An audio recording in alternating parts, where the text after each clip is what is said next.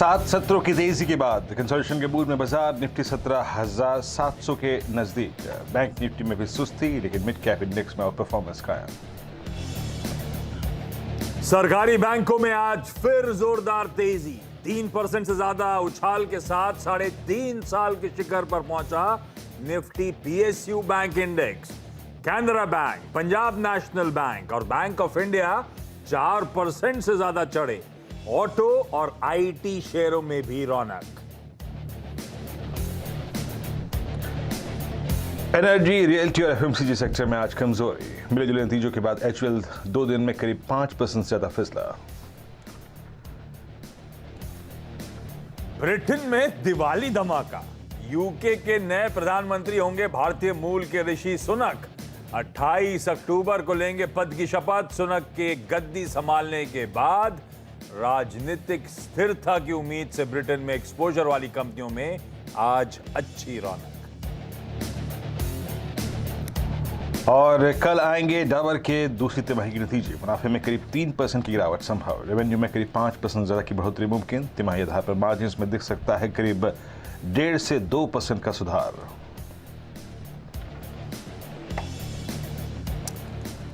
चलिए भाई, कमाई का अड्डा में आप सबका स्वागत है।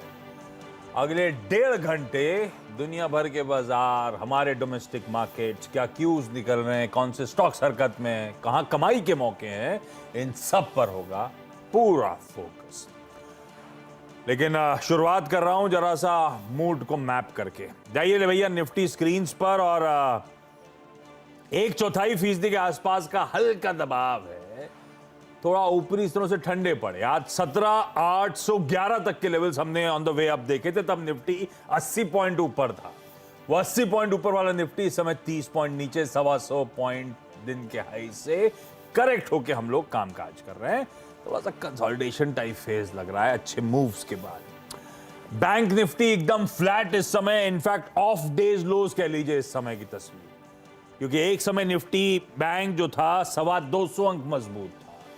वो जो शुरुआती टिक्स आए थे वो 225 पॉइंट वाला 200 पॉइंट नीचे चला गया था और अब फ्लैट हुआ। तो दिन के लो से ऑलमोस्ट 225 पॉइंट निफ्टी बैंक और recovery, come back recovery stage करता हुआ आपको आपकी स्क्रीन पे समय नजर आएगा। पर मिड कैप्स 2/3% ऊपर और ब्रेथ लेकिन फिर भी वीकिश ही नजर आएगी। ये कहानी निफ्टी बैंक की इस समय बढ़िया कमबैक और बढ़िया इंट्राडे रिकवरी अब इस समय हाईलाइट बनता हुआ। ग्लोबली कैसा, मैं बीरू के पास जा रहा हूं, थोड़ी देर में निफ्टी बैंक पे डिटेल में चर्चा कर ली जाएंगी। ग्लोबली सम अप कर देता हूं मूड आपके लिए। 2 दिन बहुत बढ़िया पुल बैक, बहुत बढ़िया कमबैक मोमेंटम था यूएस के मार्केट्स में, अलग अलग रीजन। फ्राइडे को कोई अच्छे रिजल्ट्स हो या एक कंसेंसस इमर्ज हो रहा हो कि भाई टाइटनिंग थोड़ी सी एग्रेसिव हो गई है, उससे होप्स जागने शुरू हुए थे, तो फ्राइडे को अच्छे अपटिक्स वहां से थे। वो थोड़ा सा मोमेंटम कंटिन्यू कल के ट्रेडिंग सेशन में होता हुआ नजर आया यूएस के बाजारों में। कल भी अच्छे मूड माहौल के साथ वहां पे कामकाज था। हाँ, आज सुबह के फ्यूचर्स, इस समय के फ्यूचर्स एक फ्लैटिश ट्रेड की अब इंडिकेशन दे रहे हैं। ऑफ डेज लोज हैं, ध्यान रखिएगा। डाउ फ्यूचर्स एक समय 0.5% दबाव में चले गए थे, तो वहां से तो ऑफ डेज लोज इस समय कामकाज हो रहा है। ठीक है, ग्लोबल सेटअप बढ़िया है। यूएस के मार्केट्स भी 2-3 दिन के अच्छे पुल बैक ट्रेड्स के बाद एक कंसोलिडेशन टाइप का मूव इस समय एटलीस्ट फ्यूचर्स दिखाते हुए नजर आ रहे हैं। लेकिन पहले अब निफ्टी की चर्चा। निफ्टी का इंट्राडे आपने स्क्रीन पर रखा है डायरेक्टर साहब। दूसरी तरफ आज सुबह जो लेवल्स हम लोग डिसाइड कर रहे थे, डिस्कस कर रहे थे, वीरू ने जो मेंशन कर रहे थे वो लेकर आइए स्क्रीन पे। अटकने का जोन था भाई सुबह की चर्चा में 17,810। आज के हाईज क्या है? 811। वहीं से बाजार कूल ऑफ हुआ था। कहां रुकने की, थमने की उम्मीद थी, कहां सपोर्ट मिलेगा? 690 से 631 की बात हुई थी। 660, 661 है आज दिन के लोज। बिल्कुल इनडिफाइंड ट्रैजेक्टरी पर ब्यूटीफुली मूव करता हुआ, वो पहला रेजिस्टेंस हो, पहला बेस हो, उसी ट्रैजेक्टरी में इस समय कामकाज होता हुआ। और इस समय वीरू, अभी निफ्टी बैंक पे बात पे आता हूं क्योंकि अंडरलाइंग मोमेंटम अभी इस समय वहां पे समझ पड़ता है, लेकिन निफ्टी पे पहले बातचीत। वो लेवल जो मेंशन हुए थे बढ़िया तरीके से उसी डिफाइंड ट्रैजेक्टरी पे चलता हुआ, कैसे स्ट्रेटेजाइज करूं? अब कल छुट्टी है। देखिए आशीष, गुड आफ्टरनून। वो सबसे इम्पोर्टेंट है, वो सबसे इम्पोर्टेंट है। निफ्टी के 100 पॉइंट से ज़्यादा अच्छी है छुट्टी। खैर वो हमारे लिए, लेकिन ट्रेडर्स ट्रेड कर रहे हैं उनके 100 पॉइंट काफ़ी महत्वपूर्ण होता है। आशीष देखिए, आशीष एक स्टेट ऑफ कन्फ्यूजन था, ठीक है। क्या होता है कि ग्लोबल मार्केट्स हमारे डेटा के बीच में, कल वो जो मुहूर्त ट्रेडिंग सेशन की कैंडल थी ना, और वो शुक्रवार का आखिरी का 1 घंटे का बिहेवियर, वो बतौर ट्रेडर और बतौर एनालिस्ट समझना मुश्किल होता है। लेकिन एक बात है, डेटा 2 चीज़ कह रहा था, 2 में से एक चीज़ होगी, either you will sustain above 810 and you will pick up momentum, ठीक है। आप 810 के ऊपर सस्टेन करेंगे, मोमेंटम पिकअप करेंगे। इसीलिए मैंने कहा था अगर 810 के ऊपर सस्टेन हो गए 15 मिनट तो जाके ट्रेड ले लीजिएगा, लॉन्ग आपको पैसा बच जाएगा। या फिर सेकंड सर्कमस्टेंसेस में बाय द डिप, और डिप कहां तक का, 690 630। क्यों? वो हमारा ऑप्शन बेस उस दिन का था जिस दिन से हमने ये पूरा मोमेंटम पकड़ा था, 17,500 17,600 17,700 की पुट राइटिंग। मैंने मिड सेशन में भी आशीष आज दोपहर में कहा था कि ट्रेड पिक कीजिएगा 660 680 690 के जोन में। अभी भी हम 711 पे ट्रेड कर रहे हैं, और मैं अभी भी मानता हूं, जो मेरे मेमोरी में वो 12 बजे का डेटा है, निफ्टी बाय था 650 पे 660 पे 670 पे 680 पे, और स्ट्रॉन्ग पॉसिबिलिटी है कि आप एक बार फिर से उस जोन को देखें जो आप सुबह देख के आ चुके हैं, 770 780 790 ऑन द हायर साइड। मैं आपके स्क्रीन पे आशीष ऑप्शन की डेटा लेके आता हूं। देखिए, ये कन्विक्शन 2 चीज से आया 12 बजे भी ये कहने में कि आपको बाय करना चाहिए। एक तो निफ्टी पीएसयू बैंक इंडेक्स, वो पीएसयू बैंक्स का मोमेंटम, रिलायंस बैकफुट पे खींच रहा था, बजाज B2 बैकफुट पे खींच रहे थे, HUL बैकफुट पे खींच रहा था, लेकिन उसका डेफिसिट भर दिया आशीष निफ्टी आईटी ने। आप स्क्रीन पर देखिए, यहां पे जो 17,700 की कॉल है, अब से कुछ देर पहले वहां पे करीब करीब 1 करोड़ शेयर हो गए थे, लेकिन वहां शॉर्ट कवरिंग ऑलरेडी स्टार्ट हो चुकी है। तो मैं यही कह रहा हूं कि बहुत स्ट्रॉन्ग पॉसिबिलिटी है कि आप 790 780 देखें। No shorting thoughts, strong put writing 17,700 की स्ट्राइक पे भी हुई है, और डेटा से ज्यादा कंट्रीब्यूशन पर नजर रखिए। Look at Nifty IT above 100 day exponential moving average. Ashish, बहुत स्ट्रॉन्ग पॉसिबिलिटी है आप 770 790 ऑन द हायर साइड देखें, और ड्यूरिंग क्लोजिंग अगर आपको 810 बाइसेक्ट होता हुआ नजर आए तो ये क्लोजिंग और भी शानदार होगी। आशीष, मैं लॉन्ग रहूंगा, बेस 1 तक हर डिप को बाय रखूंगा, और इनफैक्ट कैरी करने का प्रश्न आएगा तो लगभग 330 पर या फिर 325 पे उसका उत्तर भी दूंगा। आशीष, ठीक है, वो एज द डे प्रोग्रेसेस उस पर आगे बातचीत। आज की कंट्रीब्यूशन प्लेट लेकर आएगा स्क्रीन पे, जो वीरू आईटी की कंट्रीब्यूशन की बात कर रहे हैं। आज वैसे आईटी, ऑटो, ये वो पॉकेट्स हैं जो बढ़िया परफॉर्म कर रही हैं। निफ्टी बैंक रिकवरी अंडरवे है इस समय। इन्फोसिस, आज सुबह एक्सपर्ट्स की ट्रेडिंग कॉल आई थी, बाहिती साहब ने बाय इनिशिएट करा था, उसके बाद जब 4 का चौका लिया था तब एक प्रेफर्ड ट्रेड के तौर पे सामने आया था। हम बढ़िया तरीके से राइड कर रहे हैं इन्फोसिस को, बढ़िया कंट्रीब्यूशन इन्फोसिस की तरफ से आता है। ICICI bank, Larsen and Toubro, her pocket का हेवी वेट जो है कंट्रीब्यूट करता हुआ। वो जो वीकनेस वाले स्टॉक्स हैं वो आपकी स्क्रीन पर on the right hand side पर इस समय बढ़िया मूव बन रहे हैं। अच्छा, इंडेक्सेस की अगर सेक्टोरली बात हो ना, तो हाईलाइट तो खैर पीएसयू बैंकिंग इंडेक्स, आज फिर से तगड़ा अट्रैक्शन। प्रोड्यूसर साहब ने हेडलाइन में मेंशन भी करा, ऑलमोस्ट 2.5% के अप मूव मेरी स्क्रीन पे। हाँ, आपकी स्क्रीन पे आ गया निफ्टी पीएसयू 3.5% के उछाल के साथ निफ्टी पे इस समय एनएससी पे ट्रेड करता हुआ। बहुत बढ़िया मूव्स ये एंजॉय कर रहा है। स्टॉक स्पेसिफिक कई सारे बैंकिंग स्टॉक्स हैं जो थोड़ा थोड़ा तूल पकड़ने की कोशिश कर रहे हैं। निफ्टी बैंक अब इन ग्रीन कामकाज कर रहा है, वही निफ्टी बैंक जो कुछ देर पहले 200 पॉइंट के दबाव में था। लगातार मोमेंटम, लगातार अपटिक्स। वीरू, बाकी की सेक्टर पॉकेट्स, आईटी वगैरह हम लोग बाद में बातचीत करते हैं। पहले बैंक निफ्टी वो लीडरशिप रोल में था। आज थोड़ा सा लग रहा था प्रॉफिट टेकिंग होगी, बड़े रिजल्ट्स के बाद थोड़े से शुरुआत में स्टॉक सल्क कर रहे थे, कोई एचडीएफसी बैंक, कोई एक्सिस बैंक, कुछ मिड कैप बैंकिंग स्टॉक्स। लेकिन अब वापस वो थोड़ा सा कंसोलिडेशन, थोड़ा सा वीक हैंड्स बाहर जाने के बाद मोमेंटम पकड़ रही है पॉकेट। जैम, देखिए आज सुबह भी मेरी अप्रोच थी 2 सर्कमस्टेंसेस, जैसे निफ्टी और निफ्टी बैंक। आप क्या 41,500 के जोन को बाइसेक्ट करते हैं? वही डिलेमा, वो जो था ना मुहूर्त ट्रेडिंग का और शुक्रवार के आखिरी घंटे का स्विंग का, तो वो चीज़ तो नहीं हुई। लेकिन एक क्लियर कट बात थी, मैंने सुबह भी कही थी कि बेस 1 मिले तो बाय कीजिएगा। बेस 1 डायरेक्टर साहब प्लीज़ लिखे आइएगा। बेस वन की इंपॉर्टेंस क्या थी? देखिए, बेस 1 था हमारा आज 41,210 और करीब करीब 40,920 की ट्रेजेक्ट्री। दरअसल इसी पॉइंट के बीच मिड मिड में अगर आप देखें, आपका आज का इंट्राडे लो है। इंट्राडे लो हमारा है करीब 41,080, 41,100। आशीष, कल अगर आप क्लोजिंग बेसिस पे देखें तो 41,000 की पुट का आउटस्टैंडिंग वाई था 19 लाख का, 41,200 की पुट का आउटस्टैंडिंग वाई था 1.23 का, 41,100 की पुट का आउटस्टैंडिंग वाई था पुट कॉल रेशियो था 1.57। ये तीन पुट्स सवा और 1.5% की जो पुट कॉल रेशियो लेके होल्ड ट्रेड कर रही थी, नहीं चांसेस थे इसके वॉलेट होने के। और दूसरी बात, जो निफ्टी पीएसयू बैंक का जो स्विंग था ना आशीष, वो लग रहा था कि ड्यूरिंग द डे ये इस जोन को बाइसेक्ट कर देगा। आशीष, आपकी स्क्रीन पर 41,000 के पुट राइटर का कन्विक्शन देखिए। The maximum outstanding OI is 32.68 lakh at 41,000 strike.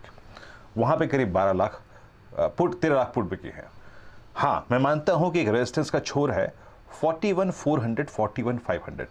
मैं यहां पे एक बात कहना चाहूंगा आशीष, अगर आपने सुबह बेस पे ट्रेड लिया है या ड्यूरिंग द डे बेस पे ट्रेड लिया है और आप एक डे ट्रेडर हैं, तो आपको 300 और 150 पौने 200 पॉइंट मिल रहे हैं, आप निकल सकते हैं।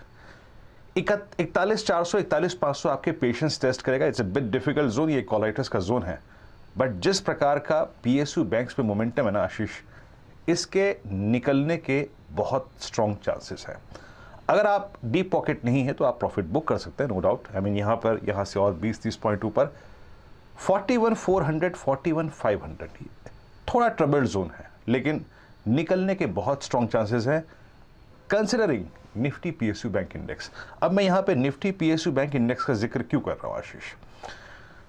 सारे पीएसयू बैंक्स इंडेक्स में स्टॉक्स में PNB, Canara bank, BOB strong long addition है। और एक और चीज, निफ्टी पीएसयू बैंक इंडेक्स लेके आइए। याद रखिएगा, निफ्टी पीएसयू बैंक जो इंडेक्स है ना एट 3429, ये 3430 एक प्राइस है। क्या है ये है आपका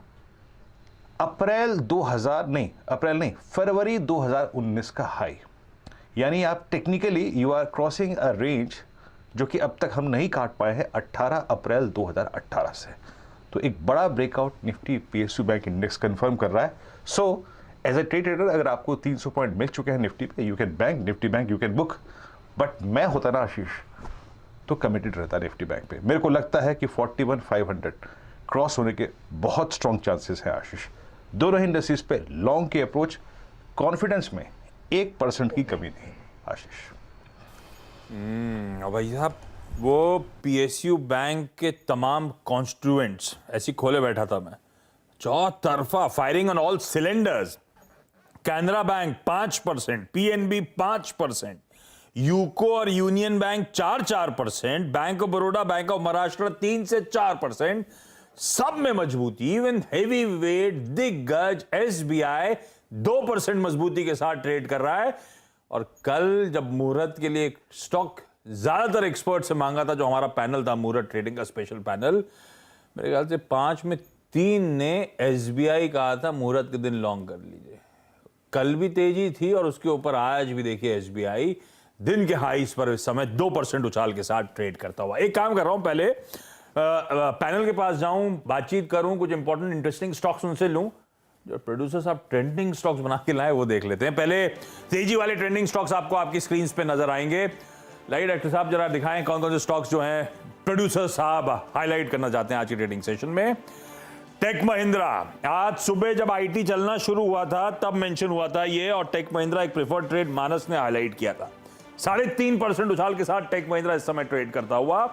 ध्यान रखिए, यूके यूरोप रिलेटेड स्टोरीज वैसे भी आज आउट परफॉर्म कर रही हैं और टेक महिंद्रा का तगड़ा एक्सपोजर है उस पॉकेट में। डॉक्टर रेड्डीज लेबोरेटरीज, सिप्ला, सन फार्मा, डॉक्टर रेड्डीज, ये सब के सब सुबह के प्रेफर्ड ट्रेडिंग पिक्स। सबके टारगेट सुबह ही अचीव हुए थे जब शुभम ने स्टॉक्स हाईलाइट किए थे। आज ट्रेंडिंग स्टॉक्स में 2% ऊपर डॉक्टर रेड्डीज। एमसीएक्स 7% ऊपर।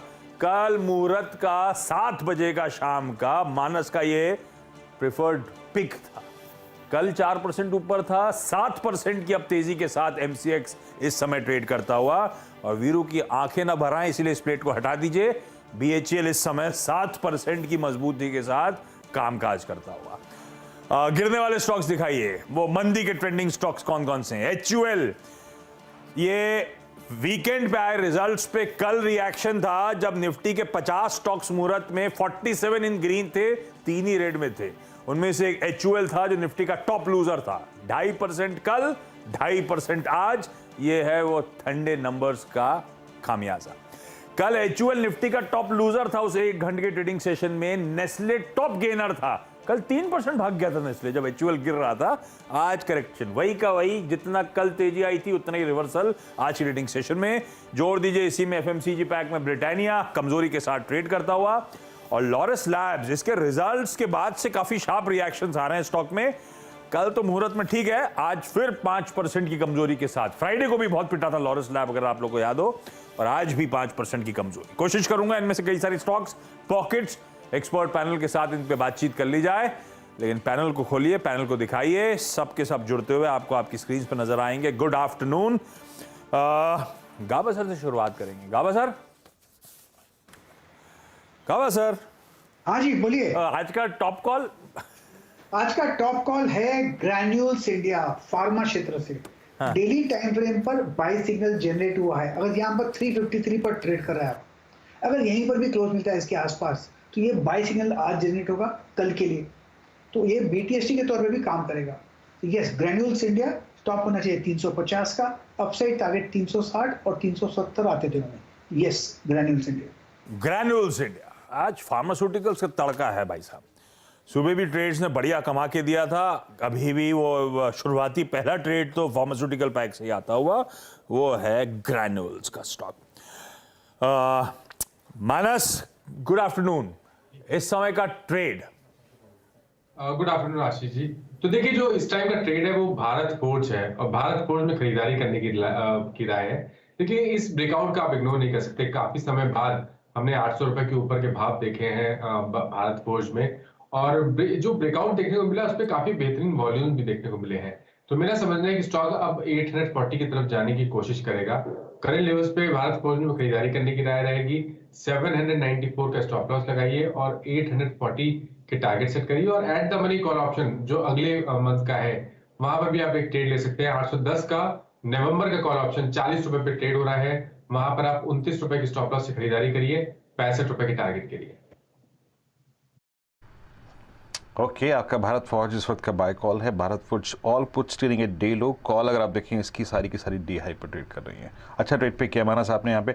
आशीष बहती जी, आपका इस वक्त का कन्विक्शन ट्रेड क्या होगा? Good afternoon Virendra ji, good afternoon Ashish ji. मेरा भी भारत फौज ही था, बट अगर सिंस वो डिस्कस हो चुका है तो HAL काफ़ी अच्छा लग रहा है। एक बेस 20 डेमा के पास बनाकर आज स्टॉक ने वापस ब्रेकआउट दिया है, तो HAL में करंट लेवल पे खरीदारी की सलाह रहेगी। जो स्टॉप लॉस मेंटेन करना है वो 2440 के करीब पे एक SL मेंटेन करे फॉर द टारगेट ऑफ 2550 के। ओके, HAL आपकी अगर आप देखें इस वक्त की कॉल है। It's doing well, day high की जोन में आके ट्रेड करता हुआ HAL 2485। चलते हैं मयूरेश जी के पास। मयूरेश जी, गुड आफ्टरनून कार्यक्रम में स्वागत है आपका। मयूरेश जी, आज की थीम है PSU बैंक्स। ये कैनरा बैंक के नतीजों ने ऐसा जान फूकी है इस स्पेस में कि पूछिए मत। लास्ट इंटरेक्शन में भी हम कैनरा बैंक की मैनेजमेंट से बात कर रहे थे, क्या कॉन्फिडेंस था, नतीजे क्या शानदार थे। आप मयूरेश जी, आपका कन्विक्शन कॉल क्या है, प्लस कोई अगर PSU बैंक चेस कर रहे हो आप तो उसके बारे में जरूर उल्लेख कीजिएगा यहाँ पर। कोई ऐसा कॉल जो कि PSU बैंक से आप लोगों ने पिक किया उस वक्त? आफ्टरनून वीरू जी, आफ्टरनून आशीष जी। पहले कन्विक्शन कॉल से स्टार्ट करता हूं। मुझे लगता है I think capital goods as a space, जो कल मोरट ट्रेडिंग में भी डिस्कस की थी, I think we should continue with that. और L&T जो सबसे बड़ा दिग्गज है कैपिटल गुड्स स्पेस में, यह हमारी आई थिंक प्रेफर्ड पिक रहेगी।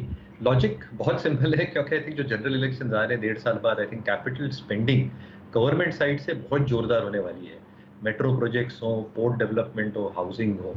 जो ऑर्डर बुक पे L&T बैठी है 3,70,000 करोड़, और जो ऑर्डर्स विन करते जाएंगे across these segments, infrastructure related, hydrocarbons, और जो ग्लोबल एक्सपोजर भी है, मुझे लगता है आई थिंक जितनी इनको मार पड़ी थी पिछली तिमाही में इनपुट कॉस्ट के वजह से, वो सारी की सारी रिवर्स होगी, क्योंकि सारे कमोडिटी कंज्यूमर्स तीसरी तिमाही से बेटर नंबर्स पोस्ट करने लगेंगे, और इसलिए आई थिंक जो रिपोर्टेड ROE है इसमें एक सिग्निफिकेंट सुधार आ सकता है। तो हमें लगता है आई थिंक एल&डी पे जरूर दाव लगाना चाहिए। थोड़ा डिक्लाइंस पे अगर मिले तो बेहतर होगा।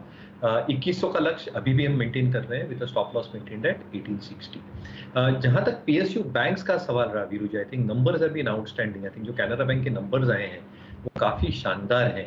Obviously I think State Bank remains a consensus pick. तो हमारा ओनिल ग्लोबल रिसर्च जो कहता है उसके हिसाब से with in the PSU space state bank definitely remains one of the top picks. But आपको इंडियन बैंक को भूलना नहीं चाहिए। मुझे लगता है आई थिंक जो पिछले तिमाही के इंडियन बैंक के नतीजे आए थे, जीएनपीएस, नेट एनपीएस, मैनेजमेंट की पूरी आई थिंक एक उम्मीद है कि जीएनपीएस और net NPS below 7 and below 2% आ सकते हैं, और पूरी की पूरी चेष्टा है कि बिल्कुल हासिल हो सकते हैं। दूसरा आई थिंक जो निम्स का इनका एक एक्सपेंशन हमने देखा है वो सराहनीय है, क्योंकि जो पीसीआर इन्होंने अभी तक रिपोर्ट किया है, I think a lot of that has got gestated on to the balance sheet. In fact management ने पिछले तिमाही में ऑन रिकॉर्ड कहा था क्योंकि जो रिस्ट्रक्चर्ड बुक है 16,000 करोड़ की, वहां पे ये वित्त वर्ष में शायद 8,000 करोड़ की रिकवरी आए।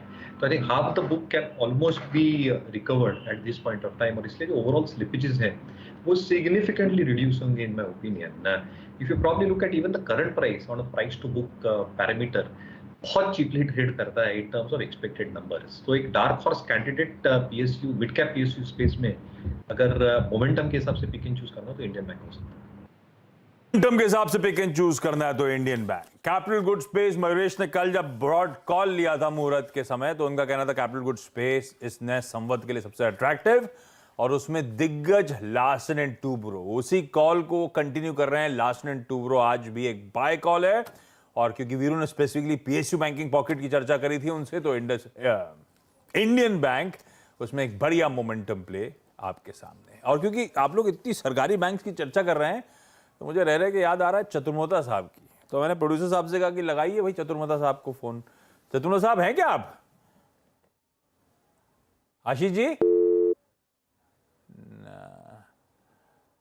अच्छा, इस बीच वो लगा रहे जब तक इस बीच अपडेट आया कि व्हाट्सएप रिस्टोर हो गया है। अच्छा, आपको ना पता हो तो बीच में व्हाट्सएप की सर्विसेज डाउन हो गई थी, तो हमारे भी मैसेजेस नहीं जा पा रहे थे, तो अब वो व्हाट्सएप के अपडेट आ रही। ग्लोबल आउटेज था, कई सारी पॉकेट्स, कई सारी ज्योग्राफीज में आउटेज था, और अब रिज्यूम होती हुई सर्विसेज।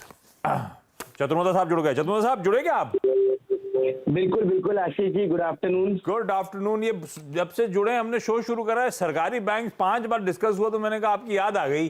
पिछले हफ्ते आप लोग को याद होगा पीएसयू बैंक ईटीएफ खरीदवाया था आपको चतुर्मोता साहब ने कि सबसे बढ़िया है। एक तो सबसे बढ़िया लग रहे हैं सरकारी बैंक्स। एसबीआई एक कॉल था कल, मुहूर्त ट्रेडिंग का भी कॉल एसबीआई था उनका, और कहा था कि कई सारे हाई बीटा जनरेट करने वाले छोटे छोटे सरकारी बैंक्स हैं, उसका फायदा उठाने के लिए आप एक काम करिए, पीएसयू बैंक का ईटीएफ ले लीजिए, तगड़े रिटर्न्स कमा के देगा। जरा 14 दिन का स्टॉक चार्ट खींचेगा, पिछले 7 ट्रेडिंग सेशंस में पिछले एक हफ्ते में देखिए किस तरह से फटा है ये सरकारी बैंक्स का इंडेक्स। आज भी टॉप परफॉर्मिंग पॉकेट। चतुर्मोता साहब, वो ट्रेड तो बढ़िया सेट हुआ है, पीएसयू बैंक ईटीएफ खरीदने का आइडिया सटीक रहा। आप लोग क्या कॉल लेके चल रहे हो सरकारी बैंक्स में? क्योंकि सरकारी बैंक इंडेक्स आप क्लोजली ट्रैक कर रहे हो, 3450 वाला, कितनी तेजी, कहां तक जाने वाला है, क्या टारगेट सेट करके चल रहे हो आप? जी, तो आशीष जी देखिए, मैं तो थोड़ा आपको पता है पोजिशनल और लॉन्ग टर्म व्यू लेकर एक ट्रेड सेट करता हूं, और उसको जब तक मेरे ट्रेंड का फेवर है और साथ में फंडामेंटल्स इन प्लेस है, मैं उसको राइड करना पसंद करता हूं। यही मेरा व्यू पीएसयू बैंक्स पर है, क्योंकि हमारा मानना 3 चीजों का हमारा बेसिस है। पहला कि इंडिया के अंदर में 2008 से 2018 तक प्राइवेट केपेक्स पूरी तरह से स्टैंड स्टिल था। ये प्राइवेट केपेक्स काफी स्पीड से अब रिकवर होना शुरू हो चुका है। काफी कंपनीज के अंदर में, इंडस्ट्रीज के अंदर में कैपेसिटी यूटिलाइजेशन 75% को क्रॉस कर रहा है, यानी कि नई कैपेसिटीज आने की बात यहां से शुरू होगी, जो कि प्राइवेट केपेक्स में बड़ी डिमांड लेके आएगा। ऐसा होता है तो कॉर्पोरेट क्रेडिट ग्रोथ काफी अच्छा होगा, और कॉर्पोरेट क्रेडिट ग्रोथ का अच्छा होना मतलब पीएसयू बैंक्स के लिए बहुत ही बेहतरीन एक अपॉर्चुनिटी बनेगी, क्योंकि कॉर्पोरेट क्रेडिट ग्रोथ का सबसे बड़ा की बेनिफिशियरी कोई है, और जहां से कॉर्पोरेट क्रेडिट ग्रोथ आता है वो जनरली पीएसयू बैंक्स होते हैं। चौथी चीज, आप इनको वैल्यूएशन पे देखिए, एसबीआई जरूर शायद 1 टाइम प्राइस टू बुक पे ट्रेड कर रहा है, पर बाकी पीएसयू बैंक आज की डेट में भी 40.4.5 प्राइस टू बुक पे ट्रेड कर रहे हैं, और ये स्टॉक पिछले 7-8 सालों से कंसोलिडेट कर रहे हैं। तो एक की टाइम वाइज बहुत बड़ा कंसोलिडेशन हो चुका है, और दूसरा फंडामेंटली बड़े ट्रिगर्स यहाँ बन रहे हैं। इसको देखते हुए मुझे लगता है कि पीएसयू बैंक भी इसका ईटीएफ जो हमने आपके चैनल पर 32 रुपए, 34 रुपए, 35 रुपए सभी रेंज में रिकमेंड किया, इस पे हमारा ध्यान है कि 3 महीने में 50 रुपए तक के लक्ष्य देखने को नजर आ सकते हैं। बट अगर से पूरा 1 साल का व्यू लें तो मैं मानता हूँ 60 रुपए के ऊपर भी ये ETF आपको जाता हुआ नजर आ सकता है। भाई साहब बढ़िया कॉल रही आशीष जी, इसलिए याद आई, थैंक यू सो मच। और जो कंसेंसस कल मुहूर्त के ट्रेडिंग सेशन में उठ रहा था SBI पे, उसमें से आशीष चतुर्वेदी साहब का भी एक प्रेफर्ड ट्रेड SBI था, और दूसरा वो PSU बैंक ETF की तो रह के वकालत करते रहे कि इस पॉकेट को रखिए रडार पे।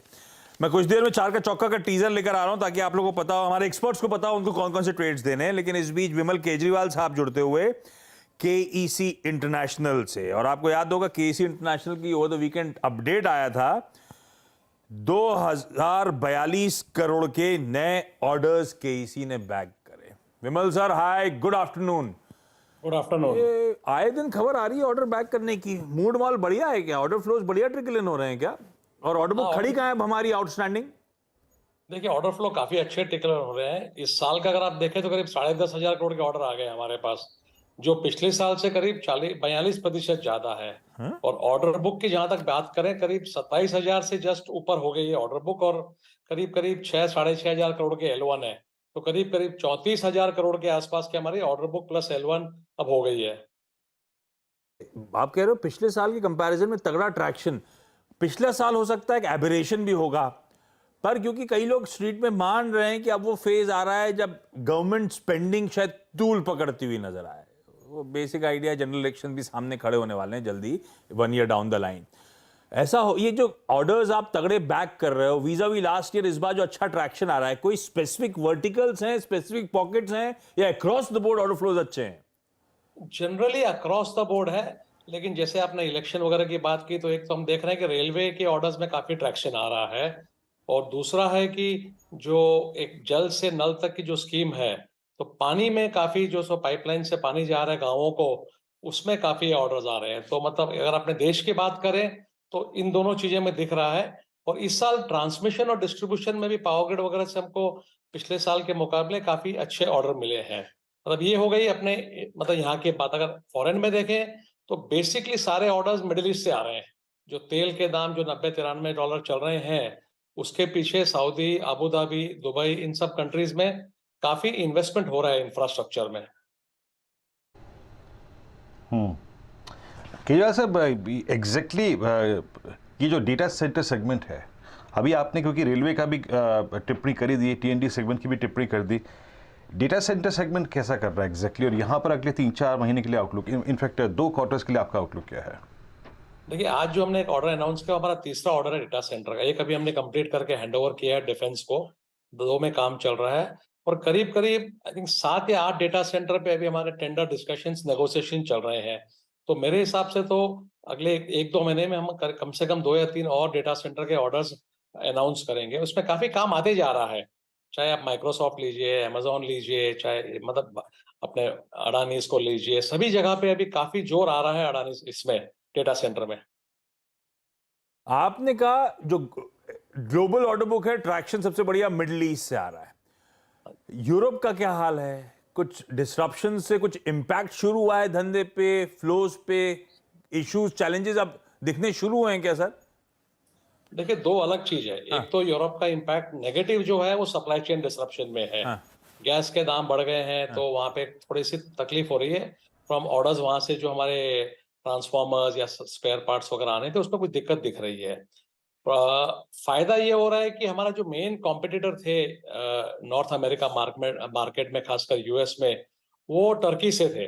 अब टर्की में क्या है, गैस के दाम बढ़ गए, 80% इन्फ्लेशन है, तो वहां पे क्या हो रहा है कि अपने माल अभी मतलब फॉर द फर्स्ट टाइम हमारे को क्या नॉर्थ अमेरिका में से ऑर्डर्स आ रहे हैं जो कई पिछले 2-3 साल से हमको मिले नहीं थे। और तीसरी एक चीज जो और फायदेमंद हो रही है, वो फ्रेट रेट कम हो गए हैं। मतलब प्री कोविड लेवल पे तो नहीं आए हैं, बट पोस्ट कोविड में जो बढ़ गए थे, 500 का 2000 हो गए, तब 1000 पे आ गए। तो फ्रेट के कॉस्टिंग भी जरा ठीक हो गई है। तो अपनी कॉम्पिटिटिवनेस जो है for north America market specially because of the problems in Europe and all that, वो इंप्रूव हो रही है काफी। एक और सर मैं प्रश्न पूछूंगा, क्योंकि आपने H2 के लिए मैंने एक बहुत महत्वपूर्ण टिप्पणी पहले भी की थी कि जो कमोडिटी इन्फ्लेशन जो काफ़ी अगर आप देखें कम हुआ है, वो H2 के जो मार्जिन है उनको सिग्निफिकेंटली इम्प्रूव करेगा।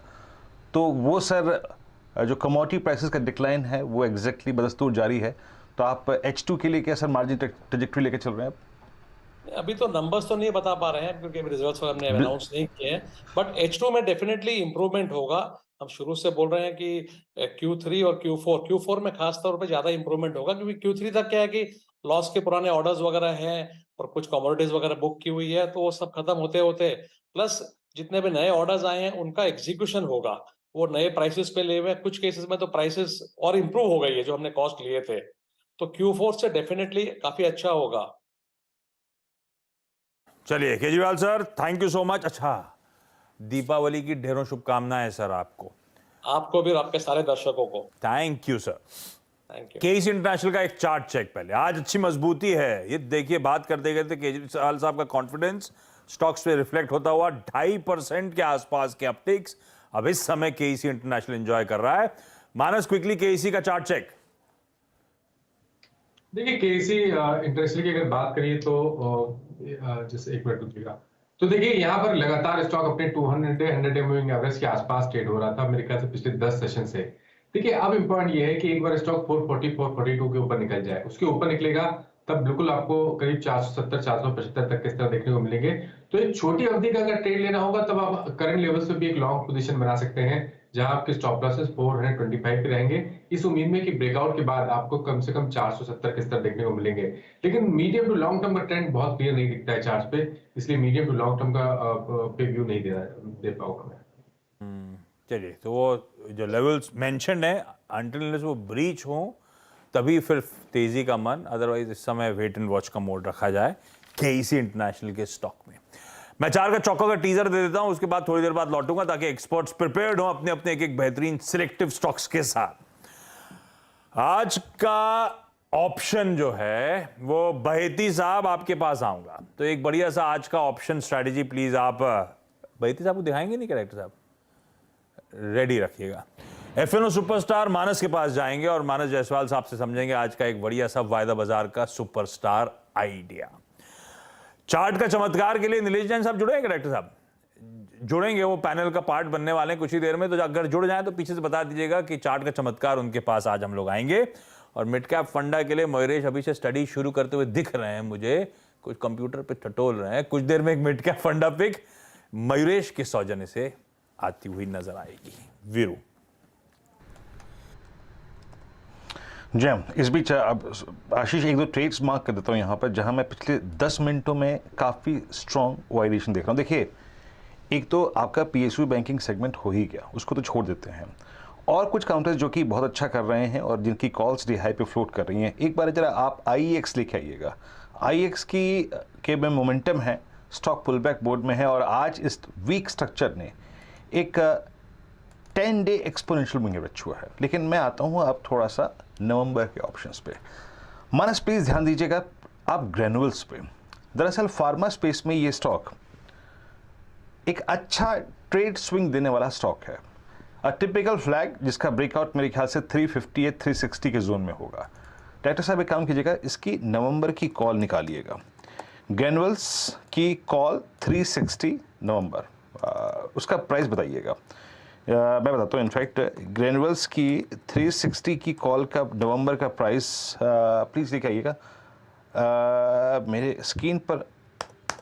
मानस आप देखिएगा 14.15 है मेरे पास सिर्फ, अगर आप देखें तो अभी अक्टूबर की आ रही है, नवंबर की ट्रेड कर रही है 14.15 पे। मानस थोड़ा सा प्रीएम्प्ट करेंगे क्योंकि Nifty pharma index D high पर है, ग्रेनुअल्स एक फ्लैग करता हुआ 14-15 पे ऑप्शन ट्रेड कर रहा है, आपकी राय? बहुत ही बढ़िया स्ट्रक्चर है, कंसोलिडेशन देखने को मिल रहा है। उस कंसोलिडेशन में 20 डे मूविंग एवरेज के नीचे स्टॉक नहीं गया, और आज का कैंडल बताता है कि शायद स्टॉक तैयार हो गया इस कंसोलिडेशन जोन से बाहर निकलने के लिए। तो एक क्लियर कट फ्लैग पैटर्न बन रहा है जहां पर आपको 360 रुपए के ऊपर का ब्रेकआउट देखने को मिलेगा, और 360 का ब्रेकआउट के बाद आपको शायद 410 तक के स्तर देखने को मिल जाएंगे। तो 50-60 रुपए का आपको बिल्कुल देखने को मिल सकता है, इसलिए एक पोजिशन ट्रेड लेना चाहिए जहां आपके स्टॉप लॉसेस 339 के रहेंगे, पहला टारगेट 385 का, और उसके बाद आप 410 के टारगेट के लिए भी बने रह सकते हैं। और बेहतरीन आई थिंक बेहतर आइडिया है कि नवंबर मंथ का at the money call option ले लीजिए, 360 वाला 14 रुपए के आसपास ट्रेड हो रहा है, वहां पर आप खरीदारी करिए, 9 रुपए का स्टॉप लॉस लगाइए और कम से कम 25 रुपए की टारगेट सेट करिए। जी हाँ, और देखिए बात करते करते 14 रुपये 90 पैसे, इनफैक्ट 15 रुपये की रेंज में तो ये ऑप्शन आ ही गया। मैं बहुत सारे, अगर आप देखें जो स्टॉक्स में एक्टिविटी देख रहा हूँ। आशीष बहती जी, एक बार आप जरा अपनी नजर दौड़ाइएगा प्लीज़, एक बार डायरेक्टर साहब निफ्टी फार्मा इंडेक्स लेके आइएगा।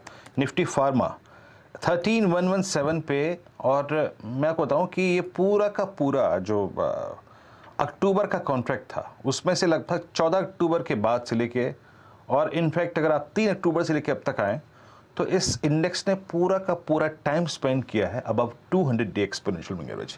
यहाँ पे इस बात का जिक्र इसलिए करना ज़रूरी है क्योंकि पोस्ट मई 2022, या फिर कह लीजिए कि आप पोस्ट अक्टूबर 2021, पहली बार इस इंडेक्स ने, निफ्टी फार्मा ने 200 डे एक्सपोनेंशियल मूविंग एवरेज के ऊपर इतना टाइम स्पेंड किया है, अदरवाइज कोलैप्स हो जाता था। आशीष बहती जी, फार्मा में कोई आपका प्रिफर्ड ट्रेड होगा इस वक्त, बताएंगे, या फिर एक पोजिशनल ट्रेड नवंबर के लिए, नवंबर के ऑप्शन पर्सपेक्टिव से? जी वीरेंद्र जी, एक्चुअली दो ट्रेड्स फार्मा के बहुत बेटर लग रहे हैं हमें। एक तो है डॉक्टर रेड्डीज, जिस हिसाब से प्लेस्ड है डॉक्टर रेड्डीज, एक वापस एक ब्रेकआउट दिया है आज के सत्र में उसने, तो हमें लगता है कि डॉक्टर रेड्डीज में करंट लेवल पे भी तेजी की तरफ ट्रेड बनाया जा सकता है। 4400 के करीब का एक स्टॉप लॉस लगाकर इसमें पोजीशन बनाए फॉर द टारगेट ऑफ 4600। दूसरा जो है वो है सन फार्मा। सन फार्मा भी काफ़ी स्ट्रॉन्ग मूव कर रहा है, और एक फार्मा में क्लियर आउट परफॉर्मर सिप्ला और सन फार्मा ने दिखाया है पूरे लास्ट मंथ में। तो सन फार्मा में भी करंट लेवल पे पोजीशन बनाने की सलाह रहेगी। 980 के करीब का एक एसएल मेंटेन करे। हमें लगता है कि 1000 के ऊपर निकलने के बाद इसमें 1020 तक के भी लेवल्स देखने मिल सकते हैं। फार्मा ये अपने ऑल टाइम हाई ट्रेजेक्ट्री पे, देखिए समझ लीजिए एक बार क्या क्या हो रहा है। Doctor Reddy's above 200 day exponential moving average, उसके बाद जो सबसे अच्छे और बेहतरीन चार्ट हैं, डेनमार्क अटेम्प्ट करता हुआ अपने बेस से बाहर निकल के आने का, but still 200 day exponential moving average अभी पार नहीं हुआ है। ग्रैनुअल्स जिसका मैंने जिक्र किया, बेहद शानदार, it's a typical flag. D high पर आगे बात करते करते इप्का लैब, थोड़ा लिक्विडिटी का इशू है इस स्टॉक के साथ, इसलिए मैं स्किप करता हूं इसको। लॉरस खराब है, अगर आप देखें काफ़ी खराब चार्ट है, और बेस्ट चार्ट है सन फार्मा और सिप्ला, इसमें कोई राय नहीं है। और इनफैक्ट टोरेंट फार्मा थोड़ा सा स्ट्रगल कर रहा है। ज़ायरस लाइफ, ये भी अगर आप देखें अच्छा चार्ट है, अबाउट थोड़ा महंगा है, बट मैं अवॉइड करूंगा इस स्टॉक को। और बेस्ट है, याद रखिएगा, ग्रैनुअल्स। जरा ग्रैनुअल्स की वो कॉल लेके आइए। अभी बात कर रहे थे हम 1440 पे, वो कॉल इस वक्त डे हाई पर आके खड़ी हो गई, करीब करीब 15 रुपये 80 पैसे का स्विंग इस स्टॉक ने दिया है, मतलब इस कॉल ने दिया है। ये देखिए 1560 की हो गई, और डे हाई की ट्रेजेक्टरी में आके ट्रेड करता हुआ ये ऑप्शन। इस बीच एक बार एशियन पेंट्स लेके आइए आपकी स्क्रीन पे, थोड़ा स्विंग पकड़ने की कोशिश कर रहा हूं मैं यहाँ पर। एशियन पेंट्स 3094, मानस ये एक बाजार का सबसे महत्वपूर्ण स्टॉक, लेकिन अब कोलैप्सिंग मोड में है। पिछले 3-4 दिन से मैं इसको रीड कर रहा हूँ, ये तीनों कैंडल्स का जो प्रेशर था वो इंक्रीज होता जा रहा है, तीनों सेशन का, और ये स्टॉक तीनों कैंडल्स पे 200 डे एक्सपोनेंशियल मूविंग एवरेज के नीचे परसिस्ट कर रहा है, सस्टेन कर रहा है। आपका मानस यहाँ पे व्यू क्या है, और अगर एक्सपायरी के टाइम ये रिलीफ नहीं मिला और शॉर्ट कवरिंग यहाँ पे जनरेट नहीं हुई, तो कहाँ तक का डाउनसाइड हो सकता है इस स्टॉक में? देखिए, पहले अगर हम ट्रेंड की बात करें तो ट्रेंड नेगेटिव है। लोअर टॉप लोअर बॉटम बन रहा है 200 डे मूविंग एवरेज के नीचे, पिछले 3 दिनों से स्टॉक ट्रेड कर रहा है, तो शायद गिरावट बढ़ेगी। लेकिन यहाँ पर फ्रेश शॉर्ट करने से मैं थोड़ा सा हिचकिचाऊंगा, क्योंकि अगर आप देखिए तो पूरा जो रैली था मेरे ख्याल से 2550 से लेकर 3550 तक, उसको 50% करेक्ट कर चुका है। तो शायद यहाँ पर बहुत बड़ी गिरावट देखने को ना मिले, लेकिन क्योंकि स्ट्रक्चर वीक है, खरीदारी करने की राय नहीं रहेगी। खरीदारी केवल और केवल तभी करेंगे जब स्टॉक 3150 के ऊपर सस्टेन करेगा। लेकिन इसमें कोई डाउट नहीं कि ट्रेंड नेगेटिव है, इसलिए बिल्कुल कॉशियस रहिए। हो सकता है यहाँ पर गिरावट बढ़े, और अगर गिरावट बढ़ेगी तो 3040 तक के स्तर भी आपको देखने को मिल सकते हैं। ये है एशियन पेंट्स पे व्यू। अच्छा, मैं इवेंट्स कैलेंडर पे बाद में आऊंगा, लेकिन आज शाम को सूर्य ग्रहण है। अब इसकी एस्ट्रोलॉजिकल प्रोमिनेंस होती है, तो ऐसे में हमने रिक्वेस्ट करी थी, ज्योतिषाचार्य भावना शर्मा जी हमारे साथ कुछ ही देर में जुड़ने वाली हैं, तो भावना जी समझेंगे क्या मतलब है सोलर एक्लिप्स का हमारे लिए, फाइनेंशियल वर्ल्ड के लिए। लेकिन इस बीच पहले श्रीकांत चौहान साहब जुड़ते हुए। श्रीकांत जी, गुड आफ्टरनून, हैप्पी दिवाली। कैसे रहा कल सेलिब्रेशन? कल आप नजर नहीं आए मुहूर्त के समय। पटाखे फोड़ रहे थे क्या? सर जी और सब जितने भी हमारे दर्शक हैं, आप सभी को, पूरे सीएनबीसी आवाज, सीएनबीसी 18 की पूरे टीम को हैप्पी दिवाली मेरी तरफ से, कोटक सिक्योरिटीज की तरफ से और हमारे एंटायर कोटक बैंक की तरफ से। यस, कल के दिन में अगर देखा जाए तो हम हमारे एक्चुअली जो ऑफिस होता है वहाँ पे उदय सर भी आते हैं, उनका एक स्पीच होता है और एक हम जो भी पूरे साल में जो भी होता है आगे पीछे जितना भी हिसाब किताब हो जाता है मार्केट में, हम एक्चुअली मार्केट में प्रेडिक्शन भी करते हैं कि अगले साल निफ्टी क्या हो सकती है करके। डॉलर इंडेक्स के ऊपर व्यू लेते हैं, करेंसी के ऊपर लेते हैं, गोल्ड के ऊपर लेते हैं और यही सब गपशप चलती रहती है। इसी वजह से मैं कोई भी शो अटेंड नहीं करता हूँ ऑन द मुहूर्त ट्रेडिंग सेशन। सर क्या कह रहे हैं, नया संवत कैसा रहेगा? और उदय सर क्या कह रहे हैं, कोटक कब वैल्यू अनलॉक करेगा? नहीं, देखो कोटक तभी वैल्यू अनलॉक करेगा जब जितनी भी हमारी टीम है वो ने कुछ कहा इस बारे में? नहीं कहा है, ये आप कह रहे हो? और डबल जोश से काम करेगी तब जाके सब। तो जोश हाई है, उसको और थोड़ा हाई करना है। अच्छा, चलिए भाई श्रीकांत जी, आज का इस समय का टॉप ट्रेड। आपका वॉइस एक्चुअली थोड़ा कट हो रहा है। श्रीकांत सर आवाज आ रही है? मैं कह रहा हूं इस समय का टॉप ट्रेड। ओके, तो आशीष जी देखिए, अगर इस मार्केट में देखें तो डिफेंस के रिलेटेड स्टॉक्स काफी चल रहे हैं और वहां पे अच्छा खासा मोमेंटम बना है। मुझे लगता है कि शायद भारत फोर्ज एक ऐसा स्टॉक है जिसे मुझे लगता है सभी ने कवर किया होगा, लेकिन मुझे लगता है अभी भी इस पर्टिकुलर स्टॉक में बहुत सारा यहाँ से भी दम है और ये स्टॉक कम से कम 840-850 के लेवल्स दिखा सकता है।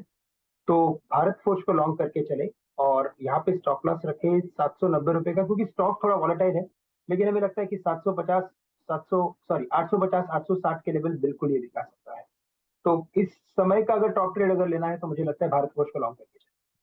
फोर्ज कुछ देर पहले मानस ने मेंशन करा, बहेती साहब ने कहा था मेरा भी प्रेफर्ड ट्रेड यही है, वो तो क्योंकि मानस ने ले लिया इसीलिए मैं एचएएल के साथ जा रहा हूं। और लीजिए श्रीकांत ने भी प्रेफर्ड ट्रेड के तौर पे भारत फोर्ज ही मेंशन कर दिया, तो कंसेंसस इमर्ज होता हुआ भारत फोर्ज को लेकर।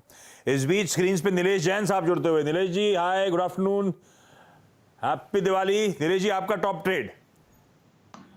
नमस्कार Ashish ji, happy Diwali to you, entire CNBC की टीम को और सभी दर्शकों को।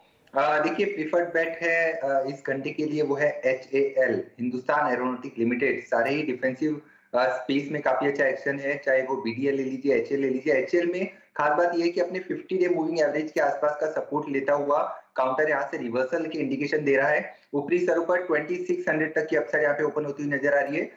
यहाँ पे जो स्टॉप लॉस अब निकल के आ रहा है वो है लगभग 2450 के आसपास का। तो 2450 के स्टॉप लॉस से 2600 के टारगेट के लिए HAL में खरीदारी करने की सलाह होगी। HAL अभी मेरे ख्याल से ये बहेती साहब का प्रेफर्ड ट्रेड था, HAL आ गया नीलेश जैन साहब का, बढ़िया मूव दिखाता हुआ 3.5% का उछाल। वीकेंड पे वैसे ये स्टॉक खबरों में था। HAL, इसको एयर सिस्टम डिजाइन ऑर्गेनाइजेशन से एक अप्रूवल सर्टिफिकेट मिला था, मेरे ख्याल से सैटरडे को ये अपडेट आया था, जिसपे अब हम एक्चुअली रिएक्ट कर रहे हैं। कल मुहूर्त में तो उस तरह का रिएक्शन दिखा नहीं। इस सर्टिफिकेशन से क्या होगा, इनके जो हेलीकॉप्टर्स जो ये मैन्युफैक्चर करेंगे उसके सर्टिफिकेशंस की प्रक्रिया तूल पकड़ेगी, जल्दी जल्दी वो सर्टिफाइड होते हुए नजर आएंगे। बहुत अच्छी खबर थी HAL के लिए, और 4.25% उछाल, दो टेक्निकल एक्सपर्ट्स बुलिश होते हुए स्टॉक पे। पर इस बीच वीरू ने कुछ पकड़ा है। वीरू क्या? जय आशीष, देखिए जोक से पार्ट, लेकिन मैं बता रहा हूँ BHL का आज का वॉल्यूम किसी ने अगर नोटिस किया हो, असल में ये कॉल सबसे पहले जनरेट की थी प्रकाश गाबा सर ने, उन्हीं से बात करता हूँ। आज का इसका वॉल्यूम सुपर वाइल्ड कैंडल, इतना बड़ा, अगर आप देखें 6.25% का स्विंग, 7% का इनफैक्ट 6.5% का, कुछ ऐसी ही कैंडल थी 18 अक्टूबर की। प्लीज कैंडलस्टिक चार्ट पे कन्वर्ट कीजिएगा। उस दिन का वॉल्यूम एवरेज वॉल्यूम का लगभग 3 गुना था, और आज का वॉल्यूम भी एवरेज वॉल्यूम का 3 गुना है। उससे पहले अगर आप देखिए 25 अगस्त की कैंडल का वॉल्यूम देखिए, उससे पहले 29 अगस्त की कैंडल का वॉल्यूम देखिए, इन सारी वाइल्ड कैंडल्स का वॉल्यूम गजब रहा। ये देखिए आशीष आपकी स्क्रीन पे वॉल्यूम्स के डेटा। और BHL क्या कर रहा है, एक टिपिकल अगर आप देखें जो स्लोपिंग डाउनवर्ड चैनल है 25 मई 2017 से लेके अब तक की, उसको बाइसेक्ट करता हुआ। प्रकाश सर सीरियसली ऐसे वॉल्यूम्स BHL में एक ज़माने बाद देखने को मिले हैं। और सर ये आपकी, मुझे याद है कॉल काफ़ी समय पहले थी 58-60 के जोन में, now it's 71 on the screen, और अब हम एक नई सीरीज में एंटर कर रहे हैं। बहुत सारे शॉट्स एग्जिट कर चुके हैं ऑलरेडी इसमें से, इसके रोलोवर्स काफी स्ट्रांग है इस वक्त। आपका टेक्निकल प्रोजेक्शन क्या बनता है हाई साइड पे? इनफैक्ट देखा जाए तो BHEL में आज एक फ्रेश बाय सिग्नल जनरेट हुआ। इसका मतलब कल से लोग खरीदेंगे, क्योंकि डेली टाइम में जो बाय सिग्नल जनरेट होगा तो नेक्स्ट डे आएगा। इसका जो टेक्निकल टारगेट है कम से कम 75 to 80 यहाँ तक जाना चाहिए। अब ट्रेड कर रहा है 70, मतलब यहाँ से अभी भी 14 rupees to 15 rupees up move बाकी है। यहाँ पर वॉल्यूम्स तो हैं, आप बता रहे हैं वेरी गुड, लेकिन जो चार्ट पैटर्न है BHEL का, जो स्ट्रक्चर है, जो सेटअप है, उसके हिसाब से लगता है अब ये फ्रेश अप मूव शुरू हुआ। लेना चाहिए डिलीवरी में। अगर किसी को फ्यूचर्स में लेना है तो भी ले लें, लेकिन ऑप्शंस का तरीका मत जो आजमाएं, लेकिन फ्यूचर्स या डिलीवरी में जरूर लेना चाहिए। आपके स्क्रीन पर आप देखें 71 पे ट्रेड करता हुआ। मयूरेश, आपने LNT पर टिप्पणी करी। इनफैक्ट BHEL पे कुछ दिनों से जो खबरें थी इनका, इनफैक्ट जो इन्होंने MOU साइन किया था कोल इंडिया से NLCIL के साथ रिगार्डिंग कोल गैसिफिकेशन, उसके बाद से मोमेंटम काफी पकड़ा है। BHEL पे एनी थॉट्स राइट नाउ? और एक देखिए जो I think flue gas desulphurisation का आई थिंक एक जो मुहिम सरकार ने की है वो हालांकि डिले हो गया है by 2 years in terms of time limits. I think BHEL is one of the key proponents ये FGD इक्विपमेंट का। तो कहीं ना कहीं I think in the next 2 years जो आई थिंक एक ट्रांजिशन फेज लगेगा to probably decarbonise FGD equipment, because they got a huge presence. I think एक बहुत बड़ा बेनिफिशियरी BHEL हो सकता है। दूसरा, उनकी जो स्लो मूविंग ऑर्डर बुक है, slowly and steadily I think वो राइट ऑफ ले रहे हैं सब्सटेंशियली ये ऑर्डर बुक के ऊपर, और इसलिए मुझे लगता है आई थिंक जो मोमेंटम है ये शायद बरकरार रह सकता है। But as a space I think बहुत इंटरेस्टिंग लग रहा है कैपिटल गुड्स। चलिए, BHEL पे तो खैर बातचीत कंटिन्यूड रहेगी। आई एम श्योर वीरू 5 बार और उठाएंगे जैसे जैसे और हरकत पकड़ेगा ये स्टॉक। लेकिन इस साल का आखिरी सूर्य ग्रहण आज लगने जा रहा है। उस सारी डिटेल्स, ग्राफिकली टाइमलाइंस जो है वो आपकी स्क्रीन पर आ जाएंगी। और इसी सूर्य ग्रहण पे बातचीत करने के लिए हमारे साथ ज्योतिषाचार्य भावना शर्मा जी जुड़ती हुई। भावना मैम, हाय, गुड आफ्टरनून। आपको दिवाली की बधाइयां मैम, शुभकामनाएं। ये ग्रहण का नाम सुनकर ना थोड़ा सा धक-धक सा होने लगता है, ये डरने की जरूरत है क्या? देखिए, आपने ना बिल्कुल पॉइंट टू पॉइंट बात कही। जो अक्सर लोग सोचते हैं ग्रहण का जब भी नाम आता है तो हर कोई ये सोचता है कि भाई कुछ ना कुछ बुरा होने वाला है। सबसे पहली चीज तो आप इसके मतलब को ही समझ लीजिए। ग्रहण का मतलब ही होता है ग्रहण करना, right? So this is the एक ऐसा समय जिस समय पर आप सुप्रीम पावर के साथ अपना कनेक्शन जोड़ सकते हैं। इस समय पर कहा जाता है कि मंत्रोच्चारण करना सबसे ज्यादा पावरफुल हो जाता है। जिस तरीके से आंशिक सूर्य ग्रहण यानी कि पार्शियल सोलर इक्लिप्स होने वाला है, इसका असर की हम बात करेंगे, लेकिन उससे पहले जो कि मिथ्स जुड़े हुए हैं ग्रहण के साथ उसके बारे में मैं बात करना चाहूंगी। देखिए, जैसे मैंने कहा कि इस समय पर मंत्रोच्चारण करने के बारे में आपको कहा जाता है। हालांकि मूर्ति पूजन जो है वो वर्जित हो जाता है। आपको फिजिकली पूजा नहीं करनी है, मानसिक पूजन इस समय पर करना बहुत इंपॉर्टेंट होता है। बिकॉज एक तरीके का नेगेटिव इम्पैक्ट लोगों के दिमाग में होता है कि भाई कुछ ना कुछ बुरा होगा, तो उनके ऊपर साइकोलॉजिकली भी असर पड़ता है, और कुछ नहीं भी होने वाला होगा तो शायद हो जाएगा। तो ये इस तरीके की धारणा जो है वो लोगों के दिमाग में होती है। अब ये साल का आखिरी सूर्य ग्रहण है। टाइमिंग की हम बात करें तो लगभग 4:30 बजे से लेकर के 6:15 बजे तक ये ग्रहण जो है इस बार पड़ने वाला है। सूतक काल, क्योंकि सूर्य ग्रहण है तो 12 घंटे पहले लग चुका है। दूसरी चीज ये है कि सूर्य ग्रहण अगर हम चार्ट में देखें या प्लैनेटरी पोजीशंस के हिसाब से देखें तो सूर्य जो है वो सत्ता का कारक है, सूर्य जो है वो पिता का कारक है, सूर्य हायर पोजीशन का कारक है। तो इसीलिए, और जब भी कोई ग्रहण पड़ता है तो वो आपके इंडिविजुअल के साथ साथ मासेस के ऊपर असर करता है। दैट मीन्स किसी देश की हम बात कर लें, देश की इकोनॉमी की हम बात कर लें, और खास तौर पे दो देशों के बीच की रिलेशनशिप्स की हम बात कर लें, so that we are talking about the higher positions, Surya की हम बात कर रहे हैं। तो अगर इसका इम्पैक्ट अगर देखा जाए तो कहीं ना कहीं पे आने वाले 30 से 45 दिन तक आप देखेंगे कोई हायर पोजीशन पे बैठा हुआ इंसान, उनकी सेहत में गिरावट कहीं ना कहीं पे देखी जा सकती है। दो देशों के बीच में जिस तरह से अभी हम देख ही रहे हैं ऑलरेडी रशिया यूक्रेन की जो स्थिति चल रही है, और बाकी सारी कंट्रीज भी उसका इन्वॉल्वमेंट दिखाई दे रहा है। अलग अलग देशों की इकोनॉमी के ऊपर असर पड़ रहा है, तो वहां पर कहीं ना कहीं पे डिस्प्यूट्स और ज्यादा बढ़ते हुए दिखाई देंगे इन द नेक्स्ट 30 और 45 डेज। इसके अलावा काफी हद तक बातचीत में डिस्प्यूट्स जो है वो देखे जा सकते हैं। अब we come on to the जी जी भावना जी, एग्जैक्टली वही आई मीन आपने इस सूर्य ग्रहण के इम्पैक्ट, इनके प्रभावों को बड़ी शख्सियतों पे पड़ने का प्रभाव और इनफैक्ट बड़े बड़े देशों पर इसके प्रभाव के बारे में बात छेड़ी। इस वक्त सबसे बड़ी दिक्कत का सबब है रशिया, यूक्रेन, अमेरिका, चाइना, सब जगह आप देखें। लेकिन दो तीन जो इंडिविजुअल्स हैं वो सेंटर ऑफ अट्रैक्शन है इस वक्त। पुतिन साहब, शी जिनपिंग साहब, ये इनकी राशियां कौन सी हैं? सूर्य ग्रहण का जो प्रभाव है उन पे क्या पड़ेगा? ये दो तीन देश, ये दो तीन शख्सियत। देखिए, अगर हम पुतिन साहब की कुंडली की बात करें, तो ओवरऑल रशिया के चार्ट की मैं बात करूं तो मैंने पहले भी प्रिडिक्शंस करी हैं कि 2023 जो है रशिया के लिए थोड़ा सा प्रॉब्लमेटिक हो सकता है। दूसरी बात कि इस समय पर अगर देखा जाए तो सूर्य ग्रहण जो पड़ रहा है ये तुला राशि में पड़ रहा है, और भी प्लैनेटरी पोजीशंस, शनि अभी 23 अक्टूबर को डायरेक्ट हुए हैं। तो अगर मैं ओवरऑल प्लैनेटरी पोजीशंस के हिसाब से देखूं तो आने वाला साल या आने वाले कुछ महीने रशिया के लिए थोड़े से प्रॉब्लमेटिक हो सकते हैं, पुतिन के लिए थोड़े से दिक्कत भरे हो सकते हैं। इसी के साथ साथ अगर जिनपिंग की हम चार्ट की बात करें या उनके ऊपर इम्पैक्ट की बात करें तो उनके लिए लगभग 2023 का इनिशियल पार्ट जो रहेगा उसमें दो देशों के बीच में या वर्बल डिस्प्यूट्स जो हैं वो मुझे नजर आते हैं। हालांकि उनके लिए काफी हद तक नॉर्मल सी बात है, काफी सारे डिस्प्यूट्स जो हैं हम बहुत लाइन में देखते हैं, सीरीज में देखते हैं, लेकिन 2023 का स्टार्टिंग जो है वो कुछ थोड़ा बहुत इस तरीके से दिखाई दे सकता है कि दो देशों के बीच में आपसी वर्बल डिस्प्यूट्स बहुत ज्यादा बढ़ सकते हैं। ये ठीक है, ये वीरू इसके अलावा ये वीरू पुतिन और शी जिनपिंग की चिंता कर रहे हैं, मुझे तो अपनी चिंता है। हमारे बाजार पे कोई असर पड़ेगा क्या? बाजार का आउटलुक कैसा है मैम? देखिए, अगर मैंने जैसे पहले ही कहा था, इकोनॉमी जो है आने वाले 30 से 45 दिन के लिए अगर मैं बात करूं तो डाउनफॉल में जा सकती है, लेकिन हाँ उसके बाद आपको बेहतरी भी दिखेगी, क्योंकि यहाँ पर मंगल का इम्पैक्ट भी बहुत ज्यादा पड़ रहा है एंड प्लस शनि जो है वो डायरेक्ट हो गए हैं। तो 23 अक्टूबर से शनि जो डायरेक्ट हुए हैं, तो जिन लोगों ने जितनी मेहनत करी है या कहीं ना कहीं पे, मैं ओवरऑल इकोनॉमी की बात कर रही हूँ, जितनी हार्डवर्क किया है, because Shani is the planet for hard work, तो वो चीजें रिवर्ट बैक जरूर करेंगी, वहां से कुछ ना कुछ आउटपुट जरूर निकलेगा। So just for I would say 30 days, 30 दिनों के लिए फ्लक्चुएशंस आपको जरूर दिखाई देंगे, लेकिन उसके बाद एक बेहतरी जरूर दिखेगी बाजार के अंदर।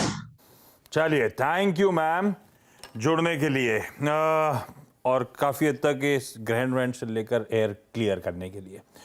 जिन्होंने हार्डवर्क करा है, शनि उनको लाभ देंगे। गाबा सर, मैं तो उठता हूँ 4:30 बजे रोज ऑफिस आने के लिए। मैं भी उठ जाता हूँ 5:30-6 बजे। तो ठीक है भाई, कुछ तो होगा। चलिए, क्या चल रही है की बारी है। यतिन आपको आपकी स्क्रीन्स पे नजर आ रहे हैं। अच्छा, यतिन के पास जाऊं उससे पहले कुछ इमेजेस हैं, वीरू देखिए जरा। हेडसेट दिखाएंगे नहीं क्या? मोड में नहीं। अच्छा, एक ही आई। वीरू, ये कहाँ की है?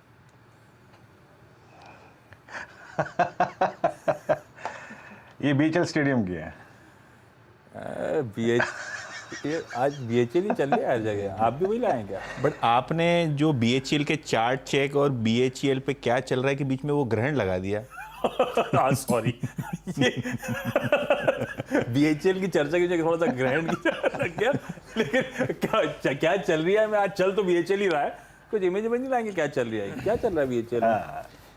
तो देखिए, बीएचईएल का शेयर अगर देखें तो पिछले काफ़ी दिनों से फोकस में है। इनफैक्ट जो वायदे बाजार के वॉल्यूम है वो रिकॉर्ड लेवल पे आपको आते हुए दिखाई दे रहे हैं। तो कहीं ना कहीं यहाँ अगर हम प्राइस एंड वॉल्यूम एक्शन देखें तो आज लगभग 12 करोड़ शेयर्स कैश में ट्रेड हो चुके हैं, जो उनका 30 डे एवरेज है करीब 2-2.25 करोड़ शेयर। तो एवरेज 1 मंथ एवरेज से करीब 5-7 गुना आज वॉल्यूम है।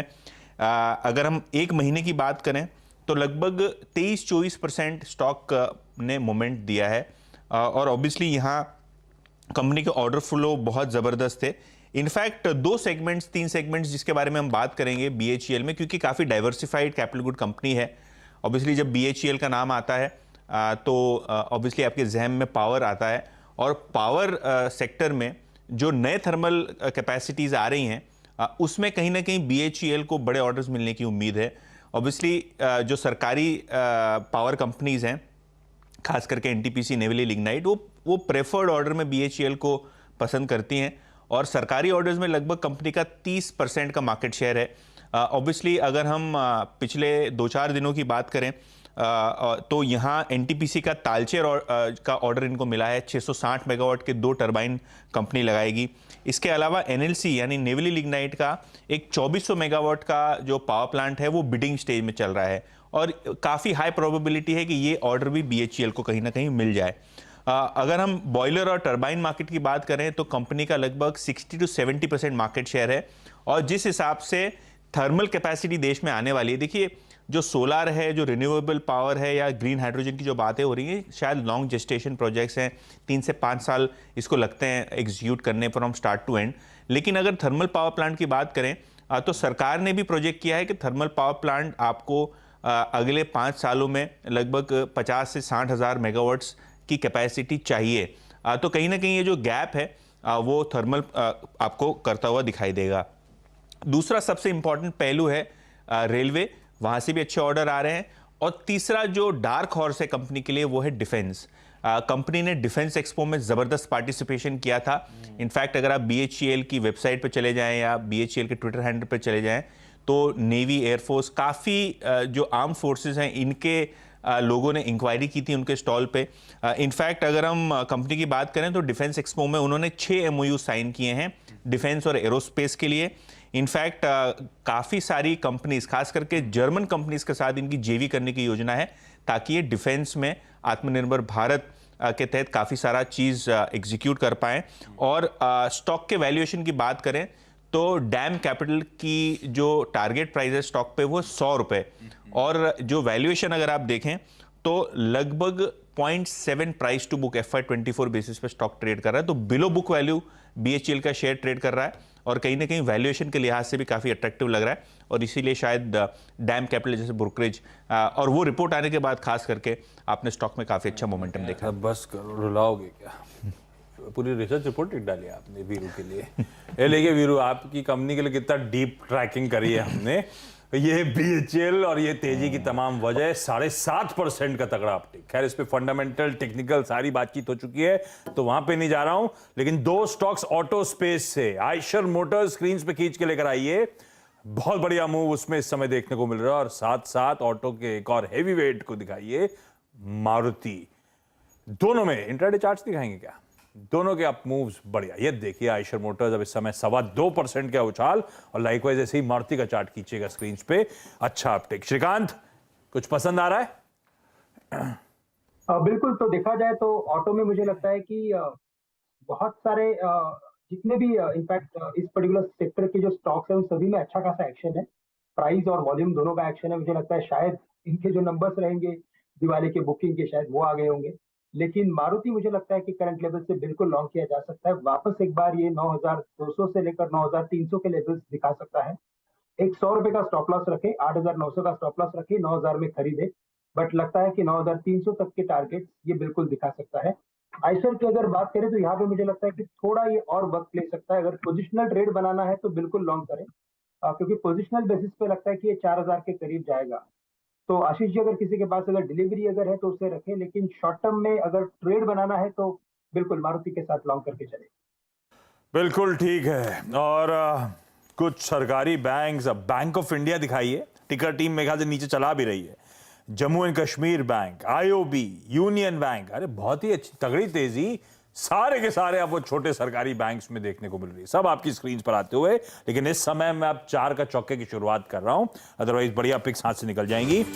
सबसे पहले ऑप्शंस के लिए जा रहा हूं बहेती साहब के पास। बहेती साहब, आज का सस्ता ऑप्शन?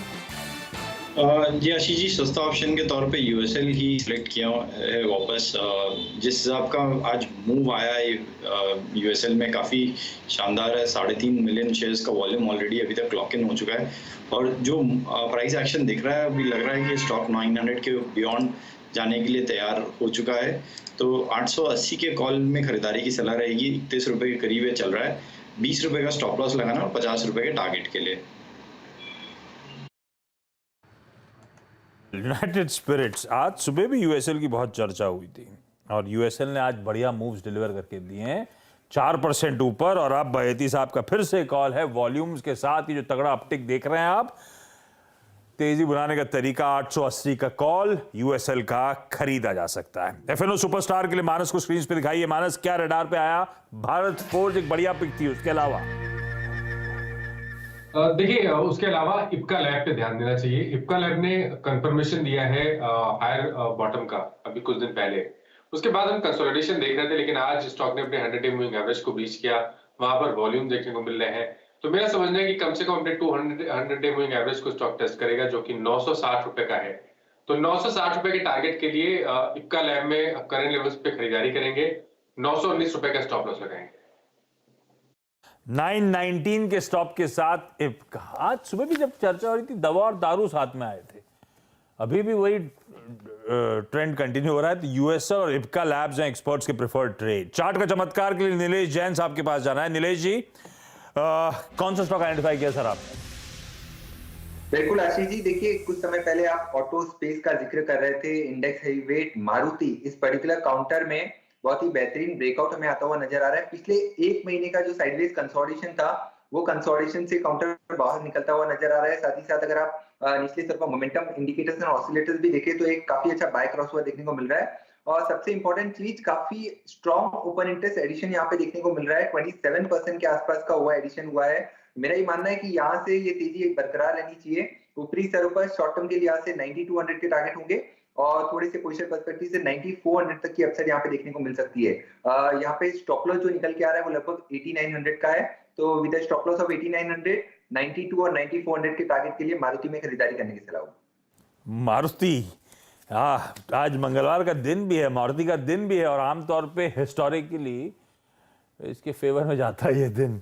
बढ़िया मूव्स एंजॉय कर रहा है मारुति। 8900 का स्टॉप लॉस, 9200 और उसके बाद 9400 तक के एग्रेसिव टारगेट्स नीलेश जैन साहब की तरफ से आते हुए। और मयूरेश दिखाइए स्क्रीन पे आज का मिड कैप फंडा। मयूरेश, एक बढ़िया सा फंडामेंटली स्ट्रॉन्ग पिक कौन सा है सर? तो आशीष जी, हमारे जो दिवाली रिपोर्ट में हमने एक स्टॉक चूज किया है वो Action construction equipment. Conditional buy होगा, 295 के ऊपर मोमेंटम जरूर आएगा इस स्टॉक में। दो तीन की रीजंस, एक आई थिंक जो पिछले वर्ष के नंबर्स आए थे 1650 करोड़ टॉप लाइन पे था with an EBITDA margin of 10.1%। अभी लास्ट ईयर बहुत टफ था और इसलिए आई थिंक ये तिमाही में जो एक टर्न अराउंड दिखा है टॉप लाइन में 525 crore with an EBITDA margin of 12.55%। तो आई थिंक जो इनका ओवरऑल कंट्रीब्यूशन है, cranes 66% of top line, agriculture equipment यानी बेसिकली ट्रैक्टर्स और कंपोस्टर्स जो 12% है, material handling which is almost 9% and construction equipment 11%। तो आई थिंक ये सारी चीजें जो मैं इंफ्रा और कैपिटल गुड्स की बात कर रहा था, जो केपेक्स पेंडिंग आएगी, ये कंपनी एक मार्केट लीडर है। मोबाइल क्रेन्स में 65% का मार्केट शेयर है, टावर क्रेन्स में 63% का मार्केट शेयर है, और कहीं ना कहीं आई थिंक जो लैंड बैंक इनको यूटिलाइज करनी है सिर्फ आधा यूज किया है अभी तक, इसलिए आई थिंक केपेक्स ज्यादा लगेगा नहीं। डेट इक्विटी बिल्कुल नहीं है बुक्स के ऊपर, विच मीन्स कैश फ्लो सीधा बॉटम लाइन के ऊपर फ्लो होता है, और इसीलिए रिटर्न ऑन कैपिटल एम्प्लॉयड 23-23% के आसपास रहता है। Because of their working capital prudent management, 50 से 52 दिन तक वर्किंग कैपिटल मैनेजमेंट है जो आरओईज को सपोर्ट करता है, विच आर अराउंड 18.5-19% और जो 20% के आसपास इंच हो सकती है। तो हमें लगता है आई थिंक ये इस पे जरूर ध्यान देना चाहिए because of all these factors. Conditional इसलिए क्योंकि ओनील मानता है कि आई थिंक वो प्राइस निकलने के बाद जो हम पिवट कहते हैं उसमें स्टॉक दूर पकड़ सकता है और सप्लाई प्रेशर कम हो सकता है। तो 295 के ऊपर ये इसको जरूर देखा जा सकता है। बोलते बोलते आने लगा उस लेवल के आसपास, 292 पे तो आ ही गया है। 288 पे बातचीत की शुरुआत करी गई थी। तो मयूरेश कह रहे हैं कंडीशनल बाय है, 295 के ऊपर बाय करना है। मूव आया मयूरेश के बोलने के बाद, लेकिन अभी हम इंतजार करेंगे, एक बार वो लेवल्स निकलते हैं तो एक बढ़िया बाय ट्रिगर होता है। टेक्नो फंडा पिक फिर ये आपके सामने स्क्रीन पर। रैप अप कर रहा हूं, 4 का चौकस ऑप्शंस आए थे बहेती साहब की तरफ से। सस्ता ऑप्शन था यूनाइटेड स्पिरिट्स, 880 का कॉल, 50 के टारगेट्स के लिए खरीदारी करने का मन। वॉल्यूम्स के साथ साथ बढ़िया प्राइस एक्शन है और ये स्टॉक आगे तूल पकड़ेगा। मानस ने एफएनओ सुपरस्टार दिया इप्का लैब्स, 919 का स्टॉप लगाइए 960 के लक्ष्य के लिए। नीलेश जैन ने आज का चार्ट का चमत्कार चुना, वो है मारुति, 8900 का स्टॉप है, 92 और उसके बाद 9400 के टारगेट्स। और अभी अभी एस पे मयूरेश ने डिटेल में बातचीत करी है। 295 एक बार ट्रिगर हो, उसके ऊपर जाए स्टॉक तो वहां पे एक बाय इनिशिएट किया जा सकता है।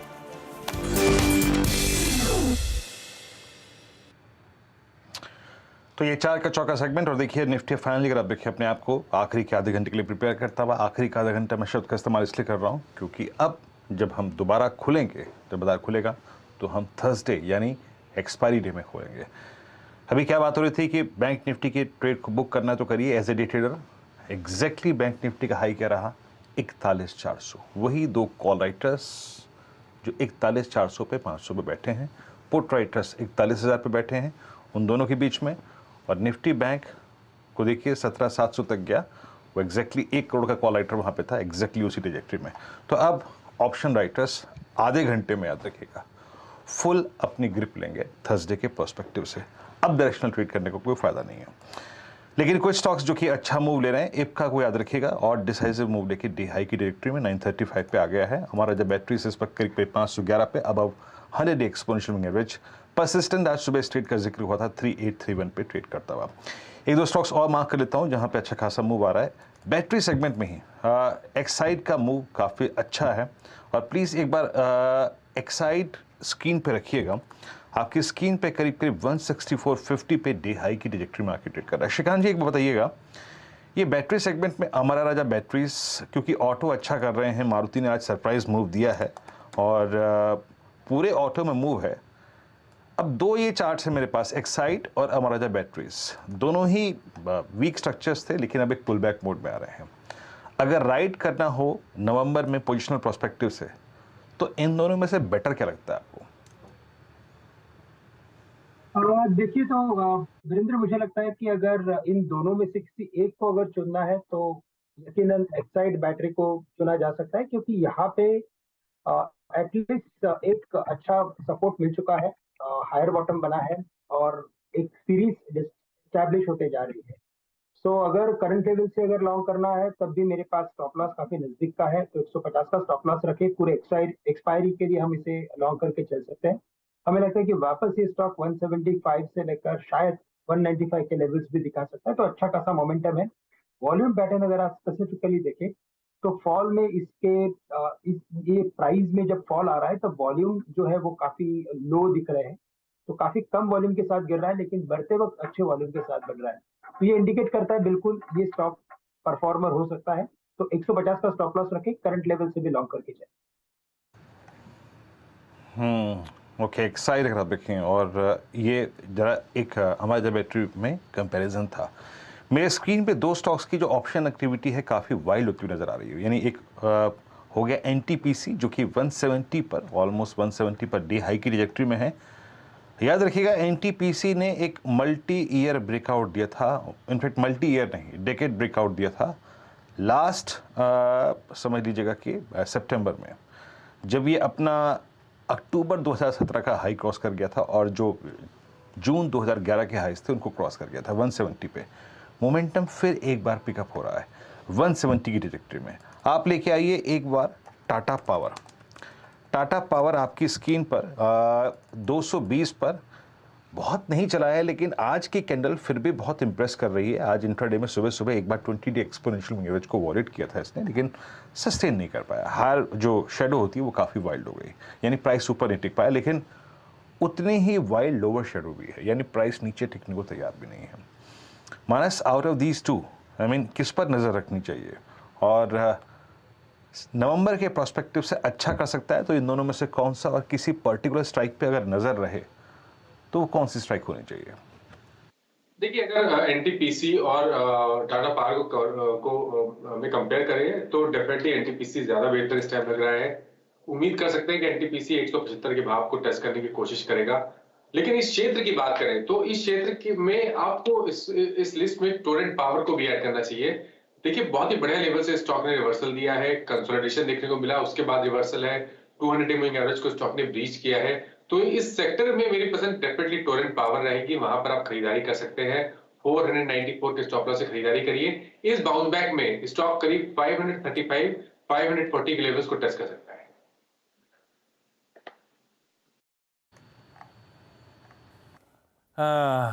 आज सुबह टेक महिंद्रा मेंशन था, माना 3.25% का बढ़िया उछाल डिलीवर करके दे रहा है। खैर हमने बढ़िया मूव एंजॉय कर लिए हैं।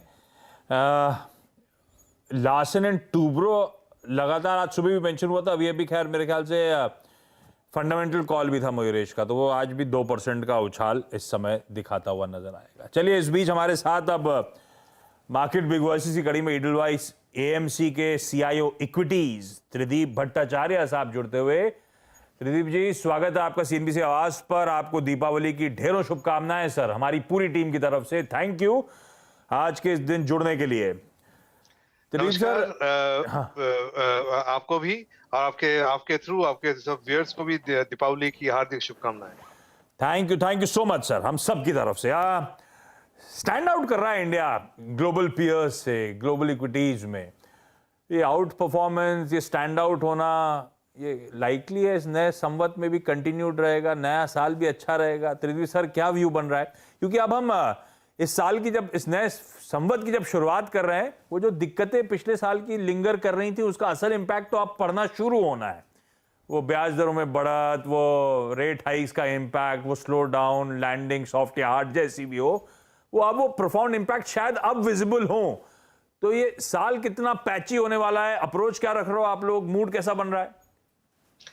मेरे ख्याल में एकदम आपने नब्ज पकड़ी है ये सवाल से। मैं ये कहूंगा कि ओवरऑल पिछले साल अगर आप एक्सपेक्टेशन देखें तो पूरे साल भर हम इश्यूज से ये हम चिंतित रहे कि ये आएगा, यूएस में रेट्स बढ़ेंगे, उससे क्या बोलते हैं लिक्विडिटी जाएगी। अभी उसके सामने हमारा इम्पैक्ट दिखने वाला है। So from a global point of view अगर आप देखें, जनरली ये सब चीजें इक्विटी मार्केट्स में पहले डिस्काउंट होती हैं। जब एक्चुअल इवेंट होने वाला होता है तब थोड़ी बहुत उथल पुथल रहती है, डिपेंडिंग ऑन कि वो कितना बुरा हो versus expectation and what not. पर कुछ काफी हद तक जो हमारा लास्ट ईयर रहा है उसमें हमने कंसोलिडेशन देखा इक्विटी मार्केट्स में। हमारे तो लोकल बॉटम अप काफी अर्निंग्स अपग्रेड हुए, लेकिन उसका आपको शेयर प्राइस में उछाल का बेनिफिट नहीं देखने को मिला। तो इसलिए कुछ हद तक मार्केट्स में डिस्काउंटेड है। बाकी मुझे लगता है कि अगले 3 से 4 महीने थोड़ा सा मतलब थोड़ा सा सोच समझ के चलने की जरूरत है, बिकॉज कुछ इवेंट्स ऐसे लाइंड अप हैं जो कि मतलब चीजों का रुख बदल सकती हैं। पर उसके बाद मुझे लगता है कि इंडिया की जो इकोनॉमिक साइकिल है वो जोर पकड़ेगी, और जब वो जोर पकड़ेगी तब बेसिकली हमारी बॉटम अप बेसिस में आपको अर्निंग्स अपग्रेड देखने को मिलेंगे। फिर वही कहानी आ जाती है कि ग्लोबल सिचुएशन कहाँ रिजॉल्व होगा नहीं होगा, दैट विल डिटरमाइन कि कितना एब्सोल्यूट रिटर्न्स बनता है। पर मेरे ख्याल में अगर इन वन सेंटेंस इसको मैं डिस्क्राइब करूं तो India continues to be an oasis in a volatile global market. और ये अगर आप अगले 6 से 12 महीने देखें तो ये अभी तक जो देखने को आ रहा है उसके हिसाब से ये ऐसे ही रुख पकड़े रहेगा मेरे हिसाब से। तो हम ओएसिस हैं ग्लोबल मार्केट्स में, ब्राइट स्पॉट हैं, हम स्टैंड आउट कर रहे हैं। इन सब के बीच में अब हमारी इकोनॉमी अच्छी, अब दूसरा चैलेंज है फ्लोज को लेकर। सब कुछ अच्छा रहा, पैसा नहीं आया तो चढ़ेगा क्या? अब फ्लोज को लेकर कंफ्यूजिंग सिग्नल्स हैं। पहले तो टाइटनिंग के इश्यूज, दूसरा आजकल वो India versus China type comparisons हैं। एक ही हफ्ते में अलग अलग व्यूज पढ़ रहा था। कई सारे फंड मैनेजर्स ग्लोबली मान रहे हैं चाइना इनएक्सपेंसिव हो गया है, बहुत अट्रैक्टिव वैल्यूएशंस हैं।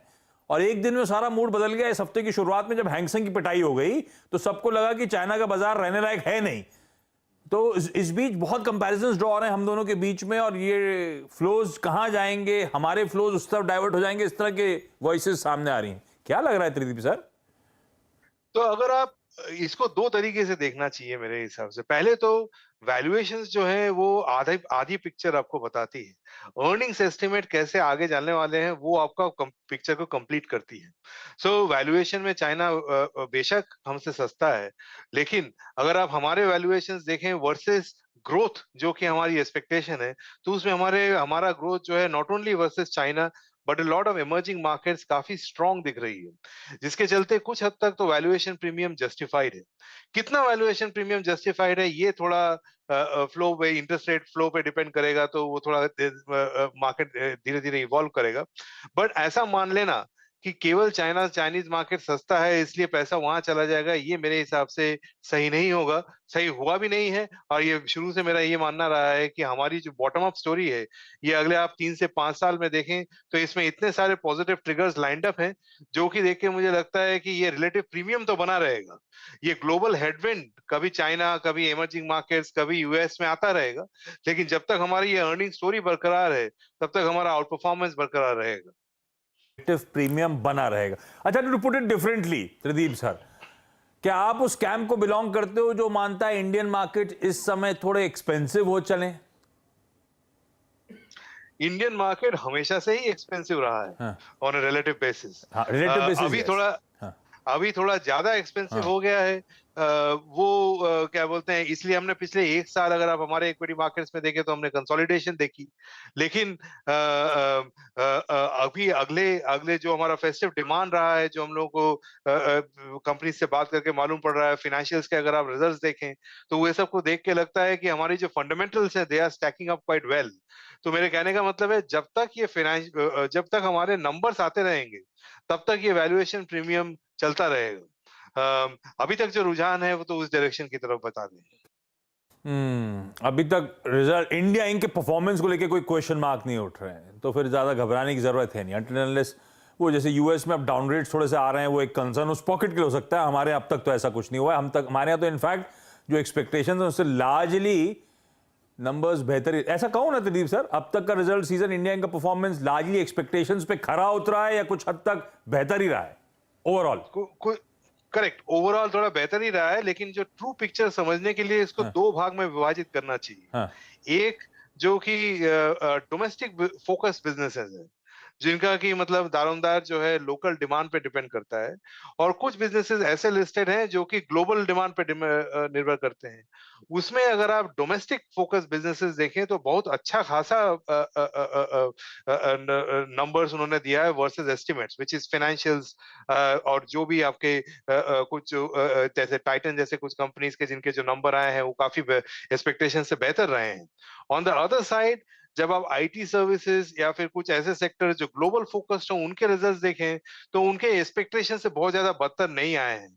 तो इसलिए ये दोनों को साथ में नजर रखते हुए अगर आप देखें तो हमारे result season has been slightly better than expected, but जो ट्रू पिक्चर है वो डोमेस्टिक फोकस बिजनेसेस को देखने से मालूम पड़ता है कि कितने आगे हैं हम वर्सेस एक्सपेक्टेशंस। फोकस तो बढ़िया प्ले आउट हो रहा है और बहुत अच्छे नंबर्स आए। मैं 2 सेक्टर्स में बात करना चाहता था, पर पीएसयू बैंक पे तो हमने बहुत डिटेल में चर्चा कर ली त्रिदीप सर आपके आने से पहले। दूसरी आईटी है जिसपे 2 डिफरेंट क्योंकि आपने उसकी बात छेड़ दी। एक पॉकेट मानती है भाई बहुत पिट गए, लिमिटेड डाउनसाइड है, शायद इसीलिए अट्रैक्टिव होगा, पर दूसरा तबका मानता है कि लिमिटेड अपसाइड पोटेंशियल भी नजर आता है, अपसाइड कैप्ड है इस पूरे सेक्टर की गिवन द हेडविंड जो शायद अब प्रोफाउंड होती हुई नजर आए। क्या अप्रोच है ईडलवाइस एएमसी का आईटी को लेकर? तो हम लोग पिछले 1 साल से ये सेक्टर पे अंडरवेट रहे हैं और अभी भी अंडरवेट ही हैं। और जो मेरा मानना रहा है इस सेक्टर के केस में वो ये कि जो मेन डाउनसाइड है अर्निंग्स एस्टिमेट में वो शायद FY24 की बात है, जबकि जो आप कह रहे थे यूएस में rate increase, withdrawal of liquidity, ये सब का इम्पैक्ट जब डिमांड में देखने को मिलेगा वो हमारे कंपनीज के अर्निंग्स में FY24 में आएंगे। तो FY24 अर्निंग्स कैसे होंगे इस बारे में इंडियन आईटी सर्विसेज ने कंपनीज ने अभी तक बात नहीं किया है। तो इसलिए जब वो बात करेंगे वहां पे जब एक्सपेक्टेशंस थोड़ा बहुत सेटल हो जाएगा तब हम कह सकते हैं कि हाँ एक्सपेक्टेशंस अभी बॉटम आउट हो गए हैं, वैल्यूएशंस अभी रीजनेबल है, हेंस इन्वेस्ट करना जो है अभी इस भाव पे बनता है। तो अभी वैल्यूएशंस तो थोड़े पिट गए हैं, बात बराबर है, लेकिन अर्निंग्स एस्टिमेट्स का जो रीबेसिंग है वो पर्टिकुलरली फॉर FY24 ये अभी पूरी तरीके से नहीं हुआ है, ये होना अभी बाकी है। तो जब वो हो जाएगा तब अब इस पे कंस्ट्रक्टिव व्यू लिया जाएगा मेरे हिसाब से। Tridip sir thank you so much जुड़ने के लिए। अच्छा, मैं BTST STBT कॉल्स की शुरुआत करूं उससे पहले मयूरेश, इसका समअप यह है कि हम समवट 2079 के लिए कॉशियसली ऑप्टिमिस्टिक हैं। सम वैसे ही है, समअप वैसे ही है, बट मुझे लगता है आई थिंक अगर मार्केट नीचे आता है तो आई थिंक क्वालिटेटिव स्टॉक्स में जरूर लेना चाहिए। हमारे जो फाउंडर है आशीष जी, उनका एक बहुत बढ़िया कोट है कि बोलते हैं bear markets are a need and necessity but they also give rise to leaders who will lead the next bull market. Right. तो कॉशियसली ऑप्टिमिस्टिक दरअसल वो आईटी कंपनीज हमेशा आउटलुक को लेकर भी इस बार भी जब रहती जाए सबके सब कॉशियसली ऑप्टिमिस्टिक ही हैं, तो हम भी नए संवत के लिए कॉशियसली ऑप्टिमिस्टिक हैं। ये अच्छा वर्ड दे दिया है, चिद भी मेरी पट भी मेरी। BTST STBT आइडियाज की शुरुआत कर रहा हूं। ध्यान रखिएगा कल मार्केट हॉलिडे है, हम थर्सडे को लौटेंगे मंथली एक्सपायरी के दिन। Given that backdrop, Nilesh ji BTST STBT। BTST Ashish ji देखिए, टाटा केमिकल ये एक पर्टिकुलर काउंटर है जो अपने all time high levels achieve करता हुआ नजर आया था पिछले कुछ दिनों पहले। अब फिर से यहाँ पे एक कंसोलिडेशन के बाद मूव आता हुआ नजर आ रहा है। बहुत ही बेहतरीन चार्ट पैटर्न है। ऊपरी स्तर पर 1214 का जो इसका previous all time high level है उसी के आसपास फिर से मूव कर सकता है। तो जो पहला टारगेट होगा 1210 के होंगे, दूसरे टारगेट होंगे 1230 के। करंट लेवल पे 1180 के आसपास इसे खरीद के चलने की सलाह होगी। 1160 का यहाँ पे स्टॉप लॉस होगा और इसे बाय ऑन डिक्लाइन का स्ट्रक्चर यहाँ पे देखने को मिल रहा है। करंट लेवल पे भी खरीद के चल सकते हैं। सर क्या रडार पे आ रहा है सर? मुझसे पूछ रहे हैं? Yes sir. हाँ, मुझे जो पसंद है इस वक्त वो है LNT। तेजी है स्टॉक, 1948 पर ट्रेड करें। इसका जो बार बना हुआ है एक रिवर्सल बार बना हुआ है। 1920 का स्टॉप लगाना चाहिए, टारगेट होगा 1975 to 2000 आते दिनों में। LNT अगर आप देखें, प्रकाश सर का बाय कॉल होगा। LNT पे एक कॉन्फिडेंस मयूरेश जी का भी था और प्रकाश सर का कॉन्फिडेंस। मानस आप क्या कैरी करेंगे? देखिए ABFRL को लेके जाएंगे। ABFRL लगातार कंसोलिडेशन दिखा रहा था, लेकिन आज अगर आप देखिए तो स्टॉक ने ब्रेकआउट दिया है। 340 रुपए के ऊपर निकला है, वॉल्यूम देखने को मिले हैं। तो ABFRL में खरीदारी करेंगे। 334 के स्टॉप लॉस से एक लॉन्ग पोजीशन बनाइए। आपके टारगेट 350 रुपए के रहेंगे। ABFRL यहाँ पे बाय कॉल होगा 340 पर और कैरी भी करना है। कॉन्फिडेंस है इन स्टॉक्स पे। आप देखें LNT हो गया, ABFRL हो गया। आशीष बैठी जी, आपका कॉल क्या रहेगा थर्सडे मॉर्निंग के लिए, एक्सपायरी डे के लिए? जी अपोलो टायर्स में खरीदारी की सलाह रहेगी। स्टॉक में आज एक वापस कंसोलिडेशन के बाद 3 दिन के कंसोलिडेशन के बाद एक मूव देखने मिला है। तो 282 का स्टॉप लॉस लगाकर 300 के टारगेट के लिए खरीदारी की सलाह है। अपोलो टायर्स और सबसे स्ट्रॉन्ग जो स्विंग होते हैं वो देने वाला ये स्टॉक रहा है। और याद रखिएगा इसकी प्लेसमेंट, जिस प्लेसमेंट के साथ इस ट्रेड को आशीष बैठी जी ने पिक किया है, जब जब ये अपनी राउंडिंग बॉटम के एज पे आता है तब तक बड़ा स्विंग देता है। यही हुआ था 15 सितंबर को, यही हुआ था 6 सितंबर को, यही हुआ था 12 अगस्त को। तो अपोलो टायर्स पे थोड़ा सा अगर आप देखें, एक बार रीड कीजिएगा डेफिनेटली कल की छुट्टी में अगर मौका मिले तो।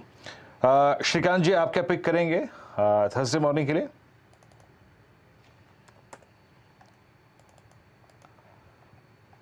यहाँ पे लग रहा है कि कुछ मेटल कंपनीज में आज अच्छी खासी बाइंग हुई है और वहां पे मुझे लग रहा है कि एक शायद शॉर्ट कवरिंग का ट्रेंड बन सकता है। तो यहाँ पे जिंदल स्टील एंड पावर ये एक स्टॉक है कि जिसे हम लॉन्ग करके जाएंगे। यहाँ से अगर ये स्टॉक चलता है तो कम से कम 470-75 के लेवल्स दिखा सकता है और अच्छे खासे एक ट्रेंड लाइन के ब्रेकआउट में भी आ चुका है। तो 452-450 के करीब इसे लॉन्ग करके चले। स्टॉप लॉस हम यहाँ पे रखेंगे अराउंड 444, तो 444 का स्टॉप लॉस रखें और 470 के टारगेट्स के लिए जिंदल स्टील एंड पावर को लॉन्ग करें। Jindal steel and power limited खरीदारी करने का मन। मयूरेश क्या रडार पे? तो हमारे एक फिल्टर है आशीष जी मार्केट्स में, new high in RS line after a 4 year decline. तो उसमें से जो मेरे ट्रेडर्स विद टीम ने एक स्टॉक दिया है BTST के लिए, वो है ओरिएंट पेपर। अभी अगर लास्ट ईयर देखें तो लास्ट ईयर काफी दिक्कत भरी थी इन terms of export market. In fact India का सबसे बड़ा टिश्यू पेपर बनाने वाला ओरिएंट पेपर है। तो 585 करोड़ की टॉप लाइन थी, लेकिन नुकसान बॉटम लाइन पे 29 करोड़ का था। ये क्वार्टर जो पिछला गया पूरा टर्न अराउंड क्वार्टर था। 212 करोड़ की टॉप लाइन और जो प्रॉफिट आया था बॉटम लाइन के ऊपर वो 2.25 करोड़ का था।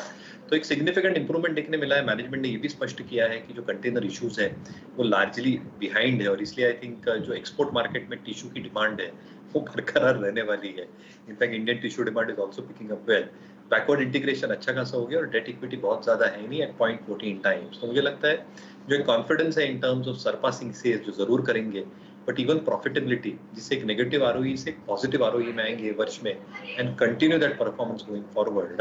एक BTST ओरिएंट पेपर जरूर। ओरिएंट पेपर BTST आइडियाज हैं सारे के सारे। Tata chemicals, Aditya Birla fashion and retail, Larsen and Toubro, Apollo tyres, JSPL और ओरिएंट पेपर। ये हैं एक्सपर्ट्स के प्रेफर्ड बाइंग आइडियाज आज के लिए। ये सारे BTST ट्रेड्स। लेकिन लाइए निफ्टी स्क्रीन पर, दबाव बढ़ रहा है दिन के लोस पे। अब निफ्टी इस समय ट्रेड करता हुआ 0.5% की कमजोरी, 85 अंक दबाव में निफ्टी।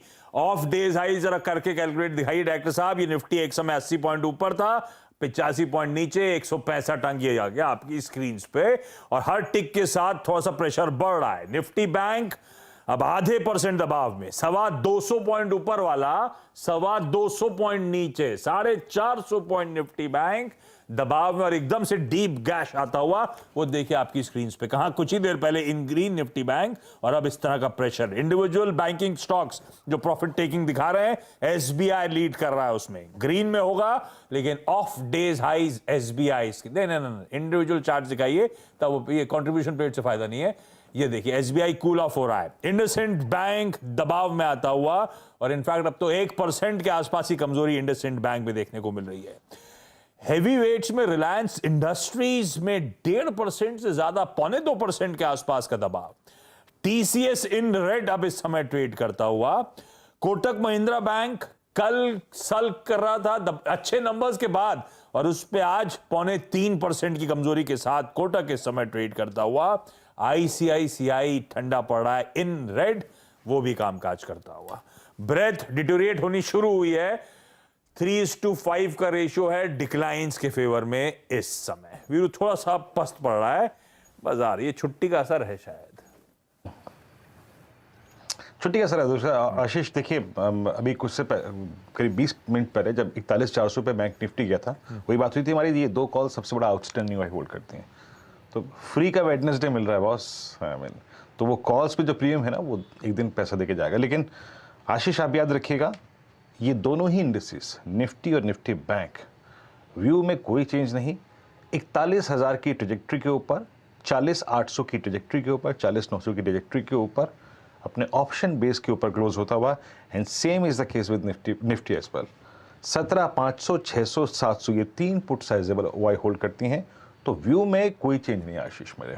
हाँ, रिलायंस और B2 इनका थोड़ा सा इंपैक्ट आपको बैकफुट पे ले आया, लेकिन बैंकों के साथ कोई भी दिक्कत नहीं है, तो व्यू में कोई चेंज नहीं है। अच्छा मयूरेश जी, अभी कुछ देर पहले मैं, जब आप कन्विक्शन आइडियाज दे रहे थे अपने, मैं 2 स्टॉक्स को देख रहा था जिन्होंने एक ने तो अपना ऑल टाइम हाई क्रिएट कर दिया, और दूसरा इसी स्पेस का अपने इस दौर के हाईएस्ट क्लस्टर पे। I am talking about rice stock. Look at LT foods, Daawat 130 all time high. KRBL Khushiram Bihari Lal जो है वो आपकी स्क्रीन पर 400 पे ट्रेड करता हुआ, जो कि CY 18 के बाद का हाईएस्ट क्लस्टर है। ये 2-3 स्टॉक्स ऐसे रहे जिन्होंने काफ़ी स्ट्रॉन्ग स्विंग दिया। आप लिबर्टी को देखिए, आप KRBL को देखिए, आप LT फूड्स को देखिए।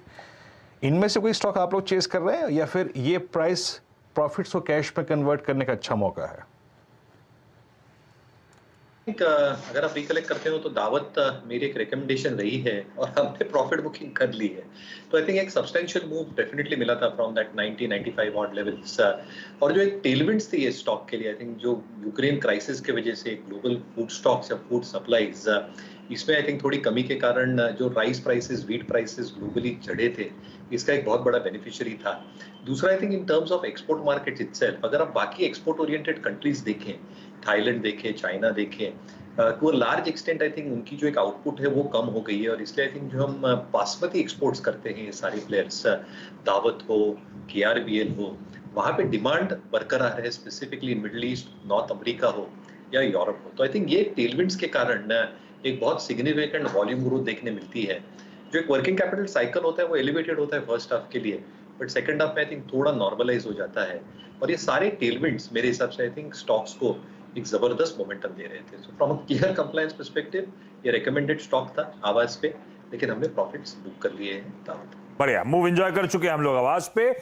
अच्छा, वो सिटी गैस डिस्ट्रीब्यूशन भाई, IGL और MGL दोनों स्क्रीन पे दिखाई है, दोनों में बहुत बढ़िया मूव। महानगर गैस 6.5% का उछाल, ऐसे ही IGL स्क्रीन पे लेकर आइएगा, बढ़िया मोमेंटम उस स्टॉक में, 6% की मजबूती।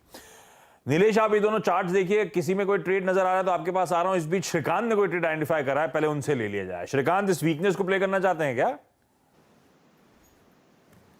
मुझे लग रहा है कि मार्केट शायद इसी रेंज में थोड़ा और वक्त निकाल सकता है और 17,800 के लेवल्स को जब तक क्रॉस नहीं करता तब तक मुझे लगता है कि शायद जो सबसे बड़ा जहां पे ऑप्शन राइटिंग खड़ा है 17,500 या 17,400 शायद उन लेवल्स के काफी नजदीक भी जा सकता है।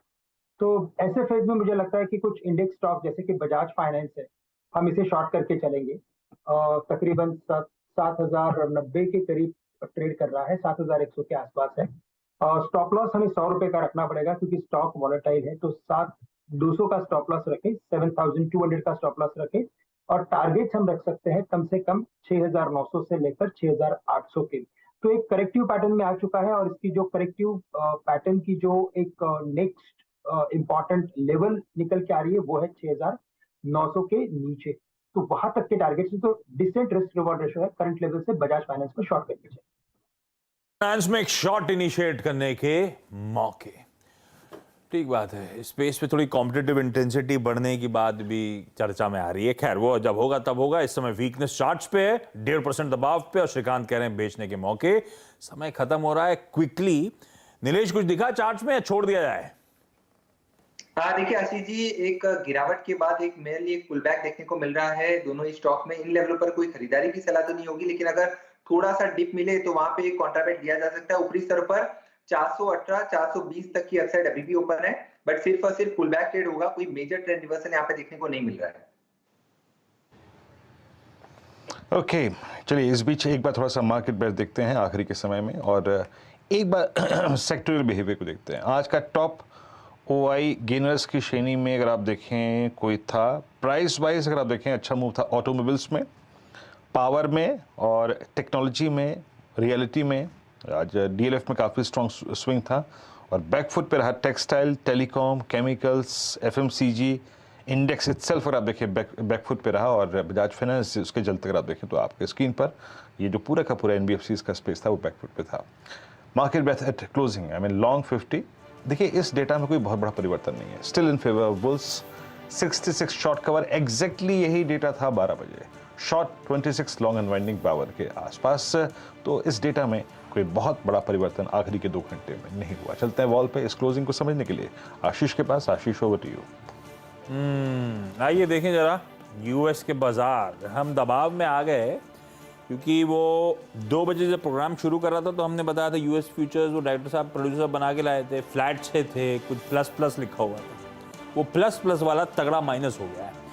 डाउ 0.5%, एसएनपी 0.5% दबाव में और नैस्डैक भी 1/4% की कमजोरी के साथ ट्रेड करता हुआ नजर आएगा। तो वो थोड़े से फ्यूचर्स वोलेटाइल सुबह से थे, वीकनेस थोड़ी बढ़ती हुई नजर आई। चलिए क्लोजिंग की तरफ बढ़ते हैं। भाई मंगलवार का दिन था, शुरुआत ठीक ठाक, शुरुआत अच्छी हुई थी पर ऊपरी स्तरों में खुलते सस्टेन नहीं हुए, वहां से दबाव और फाइनली दिन के लोज पर 0.5% की कमजोरी के साथ आज हम सेशन कल्मिनेट कर रहे हैं 17,640 के लेवल्स पर। इस समय निफ्टी ट्रेड करता हुआ 80 पॉइंट ऊपर, 90 पॉइंट नीचे, 170 पॉइंट दिन के हाई से स्विंग। निफ्टी बैंक यहाँ पे थोड़ी सी प्रॉफिट टेकिंग कह लीजिए, बहुत अच्छे आउट परफॉर्मेंस के बाद आज सिलेक्टिव स्टॉक थोड़े से वीक थे। 2/3% के दबाव के साथ निफ्टी बैंक इस समय ट्रेड करता हुआ अच्छी खासी तेजी से इसने भी शुरुआत करी थी पॉकेट में। आईटी थोड़ा सा डटा खड़ा नजर आया, टीसीएस वगैरह ठंडे पड़े पर इन्फोसिस ने लाइमलाइट हॉक करी। 3/4% का उछाल और इन्फोसिस वो स्टॉक था जो सुबह से चर्चा में आया एक्सपर्ट्स के थ्रू। ऑटो जिसमें वो आइशर, मारुति दिन के हाई ऑटो ने अच्छा करा। मेटल सरप्राइजिंगली चाइना कंसर्न्स के बावजूद 1/3% ऊपर। फार्मास्यूटिकल्स 1/3% की मजबूती के साथ कामकाज। एफएमसीजी ये पॉकेट में HUL led profit taking continue हो रही है। आज तो नेस्ले भी ठंडा पड़ गया, ठंडा क्या प्रेशर में आया, 2.5% दबाव में था। एफएमसीजी इंडेक्स में तगड़ा pressure. Mid cap small cap broader market में 1/3 मिड कैप ऊपर, स्मॉल कैप 1/4% का दबाव और ब्रेथ डिक्लाइंस के फाइनली फेवर में और ये रेशियो 3:5 का हो गया।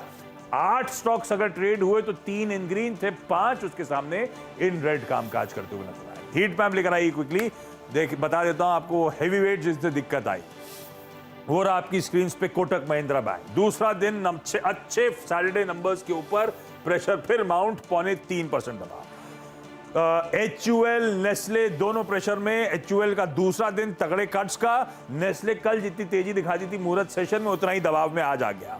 बजाज फिनसर्व, बजाज फाइनेंस, अभी भी एक ट्रेड भी लिया हमने बजाज फाइनेंस पे, दोनों वीकनेस के साथ ट्रेड करते हुए। हैवी वेट्स पे रिलायंस इंडस्ट्रीज अच्छी खबरें, कल मुहूर्त में हरे निशान पे, आज हैवीवेट 1.5% का दबाव, इसने भी मार्केट्स पे प्रेशर डालने का काम करा।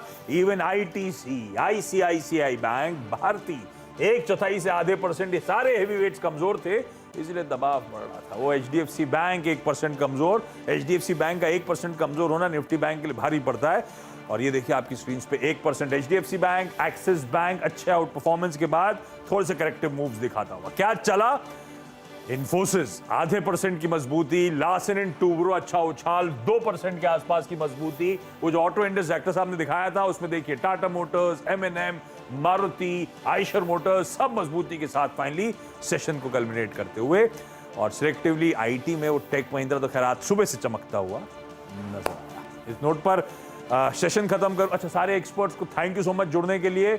अब मुलाकात होगी सबसे थर्सडे की सुबह, लेकिन आज सुबह के सीधा सौदा का मुकाबला दिखा दीजिए। मुकाबला क्या है? जो 20 स्टॉक्स हाईलाइट कर गए थे उनके टॉप परफॉर्मर्स देख लीजिए, लाइए स्क्रीन पे।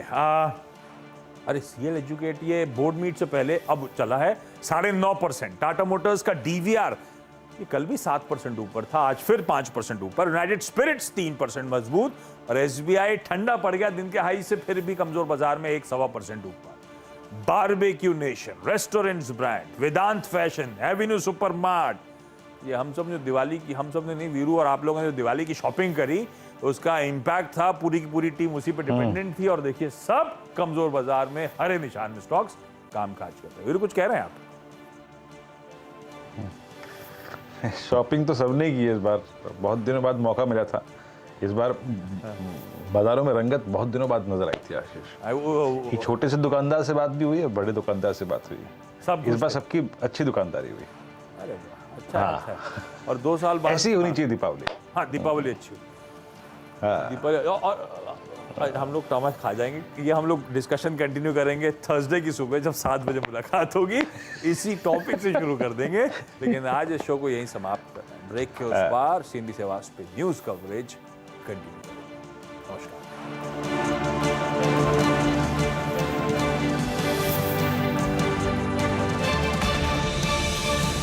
Volia Steel